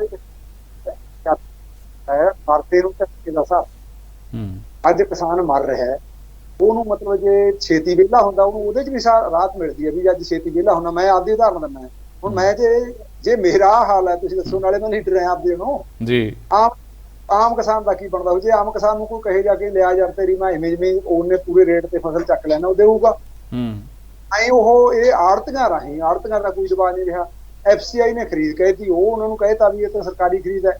ਉਹ ਅਸੀਂ ਸਮਝਦੇ ਨਹੀਂ, ਅਸੀਂ ਲੋਕਾਂ ਨੂੰ ਸਮਝਾ ਰਹੇ ਹਾਂ। ਇਹ ਹੁਣ ਤੇ ਜ਼ੋਰ ਲੱਗਣਾ ਲੋਕਾਂ ਦਾ, ਨਾ ਕਿ ਜਿਹੜੇ ਵੀਰ ਉਹਦਾ ਕੋਈ ਇਸ ਤਰ੍ਹਾਂ ਦਾ ਵਿਰੋਧ ਕਰਦੇ ਆ, ਗਦਾਰ ਕਹੀ ਜਾਂਦੇ ਆ, ਇਹੋ ਜਿਹੇ ਸ਼ਬਦ ਉਹਨਾਂ ਨੂੰ ਨਹੀਂ ਵਰਤਣੇ। ਉਹਦੀ ਮਜਬੂਰੀ ਹੈ, ਇਹ ਤੇ ਸਾਡਾ ਜ਼ੋਰ ਲੱਗੂਗਾ ਲੋਕਾਂ ਨੂੰ ਚੇਤਨ ਕਰਨ ਤੇ। ਚੇਤਨਾ ਜਿਹੜੀ ਹੈਗੀ ਹੈ ਉਹਨਾਂ ਨੂੰ ਹੋਰ ਡੂੰਘੀ ਕਰਨ ਦੀ ਲੋੜ ਹੈਗੀ ਹੈ। ਅਸੀਂ ਦੇ ਰਹੇ ਹਾਂ ਉਦਾਹਰਨਾਂ। ਅੱਜ ਵੀ ਮੈਂ ਬੋਲਣ 'ਚ ਲਿਆਇਆ ਵੀ ਜੇ ਲਗਾਤਾਰ ਸੈਲੋ ਗੋਦਾਮ ਹੈ ਤੇ ਇਹਦੇ ਮੁਕਾਬਲੇ FCI ਦੇ ਗੋਦਾਮ ਹੈ, ਇੱਕ ਚੀਜ਼ ਰਹੂਗੀ ਦੋਨਾਂ ਚੋਂ, ਇਹ ਜਿਵੇਂ ਉਹ ਸਿਆਣਿਆਂ ਨੇ ਜਾਂ ਭਾਂਡਿਆਂ ਵਾਲੀ ਜਾਂ ਟਿੰਡਿਆਂ ਵਾਲੀ ਹੈ। ਇੱਕ ਚੀਜ਼ ਇਸ ਦੇ ਚੋਂ ਕਹਿੰਦੇ ਆ ਵੀ ਇਹ ਸੈਲੋ ਗੋਦਾਮ ਸਾਡੀ ਲੜਾਈ ਹੈ ਉਹਨਾਂ ਨਾਲ।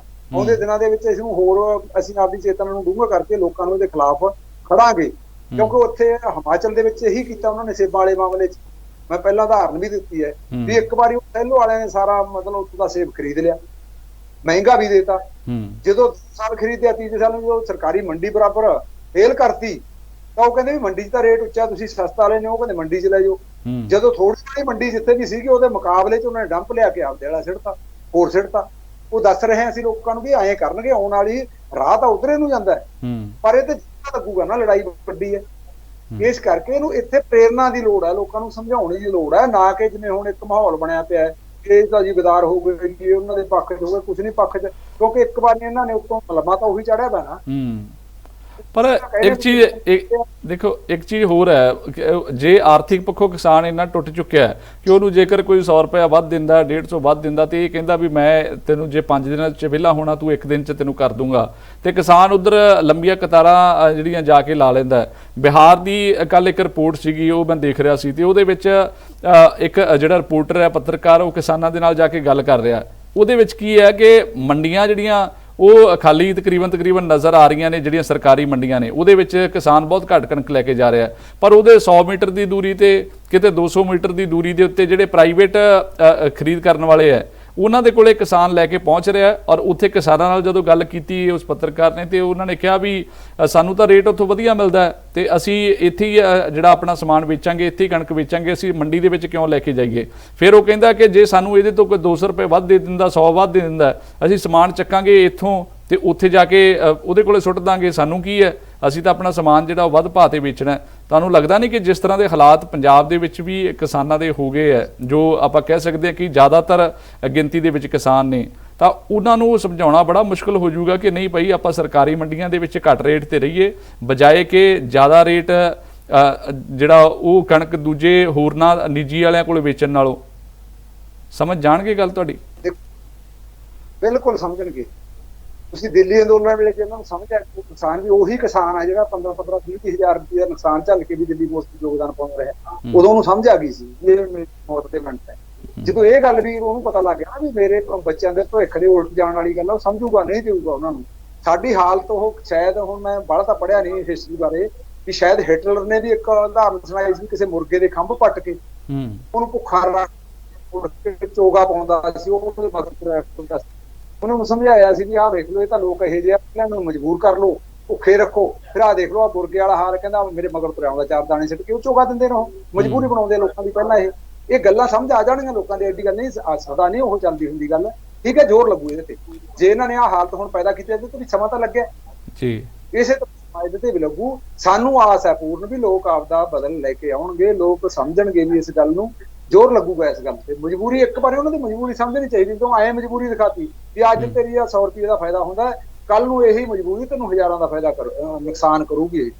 ਜਦੋਂ ਅਸੀਂ ਇਹ ਦਿਖਾਇਆ ਵੀ ਅੱਜ ਤਾਂ ਤੁਹਾਨੂੰ ਫਾਇਦਾ ਮਿਲਦਾ ਹੈਗਾ 100 ਰੁਪਇਆ ਕੁਇੰਟਲ ਦਾ, ਤੇ ਜਦੋਂ ਇਹ ਭਾਵੇਂ MSP 2400 ਕਰ ਦੇਣ, ਜਦੋਂ ਤੁਹਾਡੀਆਂ ਬਰਾਬਰ ਸਰਕਾਰੀ ਮੰਡੀਆਂ ਖਤਮ ਇਹ ਮਤਲਬ ਇਹ ਜਿਹੜਾ 100 ਦੀ ਬਜਾਏ ਇਹ 1000 ਘੱਟ ਪਾਉਣਗੇ, ਭਾਵੇਂ 1400 ਕਹਿੰਦੇ ਨਹੀਂ, ਮਜਬੂਰੀ ਬਸ ਆ ਜੂਗੀ ਸਮਝ, ਉਦੋਂ ਆ ਜਾਂਦੀ ਹੈ ਸਮਝ। ਹਾਂ, ਇਸ ਕਰਕੇ ਬਾਕੀ ਦੂਜੀ ਗੱਲ, ਜਿਵੇਂ ਸਿਆਣੇ ਕਹਿੰਦੇ ਸਿਰ 'ਚ ਵੱਜੇ ਤੋਂ ਵੱਧ ਸਮਝ ਆਉਂਦੀ ਹੈ, ਸਾਡੇ ਕਿਸਾਨੀ ਦਾ ਤਾਂ ਸੁਭਾਅ ਹੈ ਇਹ, ਬਿਲਕੁਲ ਅਸੀਂ ਵੱਜੇ ਤੋਂ ਵੱਧ ਸਮਝਦੇ ਆ। ਇਹ ਕੁਛ ਹਕੀਕਤਾਂ ਨਾਲ ਜੋੜ ਕੇ ਦਿਖਾਉਣੇ ਆ, ਸਾਡਾ ਤਾਂ ਤਜਰਬਾ ਹੈ। ਮੇਰਾ ਆਪ ਦਾ ਤਜਰਬਾ, ਮੇਰੀ 82 ਦੀ ਮੈਂਬਰਸ਼ਿਪ ਹੈ ਕਿਸਾਨ ਲੈਣ ਕੰਮ ਕਰਨ ਲੱਗਿਆ ਮੈਂ, ਤੁਸੀਂ ਲਾ ਲਓ 3 ਸਾਲ ਦੇ ਲਗਭਗ ਹੋ ਗਿਆ। ਮੈਂ ਸਮਝਦਾ ਵੀ ਜਿੰਨਾ 1 ਸਾਲ ਦੇ ਵਿੱਚ ਲੋਕਾਂ ਨੂੰ ਚੇਤਨਤਾ ਆ ਗਈ, ਦਿੱਲੀ ਅੰਦੋਲਨ ਨੇ ਦੇਤੀ ਜੀ, ਇਹ ਮੇਰੇ 38 ਸਾਲਾਂ 'ਚ ਨਹੀਂ ਆਈ। ਅੱਛਾ, ਹਾਲਤ ਮੁਤਾਬਕ ਤੇਜ਼ੀ ਨਾਲ ਲੋਕ ਸਮਝਣਗੇ ਨਹੀਂ, ਇਹਨਾਂ ਹਾਲਤਾਂ ਮੁਤਾਬਕ ਕੋਈ ਆਉਂਦੇ ਸਾਲ ਨੂੰ ਦੇਖ ਲਓ ਤੁਸੀਂ ਇਹਨਾਂ ਸੈਲੋ ਕਦਮਾਂ ਦਾ ਕੀ ਬਣਦਾ, ਸਮਝ ਆ ਜੂਗੀ ਆਉਣ ਵਾਲੇ ਦਿਨਾਂ 'ਚ। ਗੱਲ ਨਹੀਂ ਇਹ ਕੋਈ, ਅਸੀਂ ਲੱਗੇ ਹੋਏ ਹਾਂ ਇਸ ਗੱਲ ਤੇ। ਚਲੋ ਉਮੀਦ ਹੈ ਕਿ ਕਿਸਾਨਾਂ ਦੀ ਜਿਹੜੀ ਹਾਲਤ ਹੈ ਉਹ ਸੁਧਰੇ ਜੀ ਆਉਣ ਵਾਲੇ ਸਮੇਂ ਦੇ ਵਿੱਚ, ਕਿਉਂਕਿ ਕਿਸਾਨ ਇਹੀ ਅਕਸਰ ਕਹਿੰਦਾ ਕਿ ਖਰਚੇ ਮੇਰੇ ਜ਼ਿਆਦਾ ਹੋ ਰਹੇ ਨੇ ਤੇ ਉਨੀ ਆਮਦਨੀ ਮੈਨੂੰ ਹੋ ਨਹੀਂ ਰਹੀ। ਇਸੇ ਕਰਕੇ ਪੰਜਾਬ ਦੇ ਵਿੱਚ ਖੁਦਕੁਸ਼ੀਆਂ ਦਾ ਦੌਰ ਵੀ ਚੱਲਿਆ ਔਰ ਬਹੁਤ ਸਾਰੇ ਕਿਸਾਨ ਜਿਹੜੇ ਨੇ ਉਸ ਕਰਜ਼ੇ ਦੀ ਭੇਟ ਚੜ੍ਹ ਕੇ ਆਪਣੀ ਜਾਨ ਤੱਕ ਦੇ ਗਏ ਔਰ ਪਰਿਵਾਰਾਂ ਨੂੰ ਪਿੱਛੇ ਇਕੱਲਿਆਂ ਛੱਡ ਗਏ। ਤੁਸੀਂ ਸਾਡੇ ਨਾਲ ਗੱਲਬਾਤ ਕੀਤੀ ਹੈ ਜੀ, ਸਮਾਂ ਦੇਣ ਦੇ ਲਈ ਬਹੁਤ ਬਹੁਤ ਧੰਨਵਾਦ ਸ਼ਿੰਗਾਰਾ ਸਿੰਘ ਜੀ। ਸਤਿ ਸ੍ਰੀ ਅਕਾਲ ਜੀ। ਤੁਹਾਡਾ ਵੀ ਧੰਨਵਾਦ, ਜਿਹੜੀ ਸਾਡੀ ਗੱਲ ਜਿਹਦੇ ਸਭ ਦੇ ਸੰਚਾਰ, ਮਿਹਰਬਾਨੀ। ਕਿਸਾਨ ਆਗੂ ਸ਼ਿੰਗਾਰਾ ਸਿੰਘ ਮਾਨ ਸਾਡੇ ਨਾਲ ਜੁੜੇ ਸੀ। ਵੱਖ-ਵੱਖ ਕਿਸਾਨੀ ਮਸਲਿਆਂ ਦੇ ਉੱਤੇ ਗੱਲਬਾਤ ਹੋਈ ਆ ਔਰ ਇਹਨਾਂ ਦੇ ਉੱਤੇ ਗੱਲਬਾਤ ਹੋਣੀ ਜ਼ਰੂਰੀ ਵੀ ਹੈ। ਗੱਲਬਾਤ ਹੋਣ ਦੇ ਨਾਲ ਇਹ ਮਸਲੇ ਹੱਲ ਹੋਣੇ ਵੀ ਬਹੁਤ ਜ਼ਰੂਰੀ ਨੇ। ਸਰਕਾਰ ਤੋਂ ਉਮੀਦ ਜ਼ਰੂਰ ਕਰ ਰਹੇ ਨੇ ਕਿ ਬਾਕੀਆਂ ਦੇ ਨਾਲੋਂ ਕੁਝ ਵੱਖਰੀ ਸਰਕਾਰ ਜਾਪ ਰਹੀ ਹੈ, ਪਰ ਇਹ ਸਮੇਂ ਨੇ ਦੱਸਣਾ ਹੈ ਕਿ ਸਰਕਾਰ ਉਹਨਾਂ ਦੇ ਮਸਲੇ ਕਿੰਨੇ ਕੁ ਹੱਲ ਕਰਦੀ ਹੈ, ਸਰਕਾਰ ਉਹਨਾਂ ਨੂੰ ਕਿੰਨਾ ਕੁ ਫਾਇਦਾ ਪਹੁੰਚਾਉਂਦੀ ਹੈ। ਜਿਹੜੀ ਸਰਕਾਰ ਇਹ ਆਖ ਕੇ ਬਣੀ ਹੈ ਕਿ ਅਸੀਂ ਤੁਹਾਡੇ ਲਈ ਬਣਾਂਗੇ, ਤੁਹਾਡੇ ਲਈ ਫਾਇਦਾ ਪਹੁੰਚਾਵਾਂਗੇ, ਤੁਹਾਡੇ ਹੱਕ ਦੇ ਵਿੱਚ ਨੀਤੀਆਂ ਲੈ ਕੇ ਆਵਾਂਗੇ, ਤੁਹਾਨੂੰ ਹਰ ਸਹੂਲਤ ਦਿੱਤੀ ਜਾਊਗੀ ਔਰ ਕਿਸਾਨੀ ਨੂੰ ਘਾਟੇ ਦੇ ਧੰਦੇ ਦੇ ਵਿੱਚੋਂ ਕੱਢ ਕੇ ਲਾਹੇ ਦਾ ਧੰਦਾ ਬਣਾਵਾਂਗੇ, ਤਾਂ ਉਹਦੇ ਤੋਂ ਉਮੀਦ ਜਿਹੜੀ ਆ ਉਹ ਬਣਦੀ ਵੀ ਹੈ। ਹਾਲਾਂਕਿ ਇਹ ਸਰਕਾਰ ਨੇ ਦੱਸਣਾ ਹੈ ਕਿ ਕਿੰਨੇ ਸਮੇਂ ਤੱਕ ਉਹ ਕਿਸਾਨਾਂ ਨੂੰ ਇਹਨਾਂ ਮੁਸ਼ਕਲਾਂ ਦੇ ਦੌਰ ਦੇ ਵਿੱਚੋਂ ਕੱਢ ਕੇ ਬਾਹਰ ਲਿਆਉਂਦੇ ਆ। ਔਰ ਨਾਲ ਦੀ ਨਾਲ ਪੰਜਾਬ ਦੇ ਜਿਹੜੇ ਹੋਰ ਮਸਲੇ ਨੇ, ਜਿਵੇਂ ਪਾਣੀਆਂ ਦਾ ਮਸਲਾ ਸਭ ਤੋਂ ਵੱਡਾ, ਉਹ ਸਿਰਫ ਕਿਸਾਨੀ ਦਾ ਨਹੀਂ, ਉਹ ਆਮ ਲੋਕਾਂ ਦਾ ਵੀ ਹੈ, ਕਿਉਂਕਿ ਪਾਣੀ ਖਤਮ ਹੋ ਗਏ ਤੇ ਫਿਰ ਜ਼ਿੰਦਗੀ ਖਤਮ ਹੋ ਗਈ, ਜ਼ਿੰਦਗੀ ਨਹੀਂ ਤਾਂ ਫਿਰ ਕੁਝ ਵੀ ਨਹੀਂ। ਇਸ ਕਰਕੇ ਕਦੋਂ ਤੱਕ ਸਰਕਾਰ ਇਸ ਮਸਲੇ ਨੂੰ ਵੇਖਦੀ ਹੈ, ਹੱਲ ਕਰਦੀ ਹੈ, ਇਹ ਜ਼ਰੂਰ ਵੇਖਣ ਵਾਲੀ ਗੱਲ ਹੋਊਗੀ। ਇਸੇ ਉਮੀਦ ਦੇ ਨਾਲ ਕਿ ਜਲਦੀ ਮਸਲੇ ਹੱਲ ਹੋਣਗੇ। ਫਿਲਹਾਲ ਇਸ ਪ੍ਰੋਗਰਾਮ ਦੇ ਵਿੱਚ ਇੰਨਾ ਹੀ, ਫਿਰ ਜੁੜਾਂਗੇ ਹੋਰ ਪ੍ਰੋਗਰਾਮ ਦੇ ਨਾਲ। ਧੰਨਵਾਦ, ਸਤਿ ਸ੍ਰੀ ਅਕਾਲ।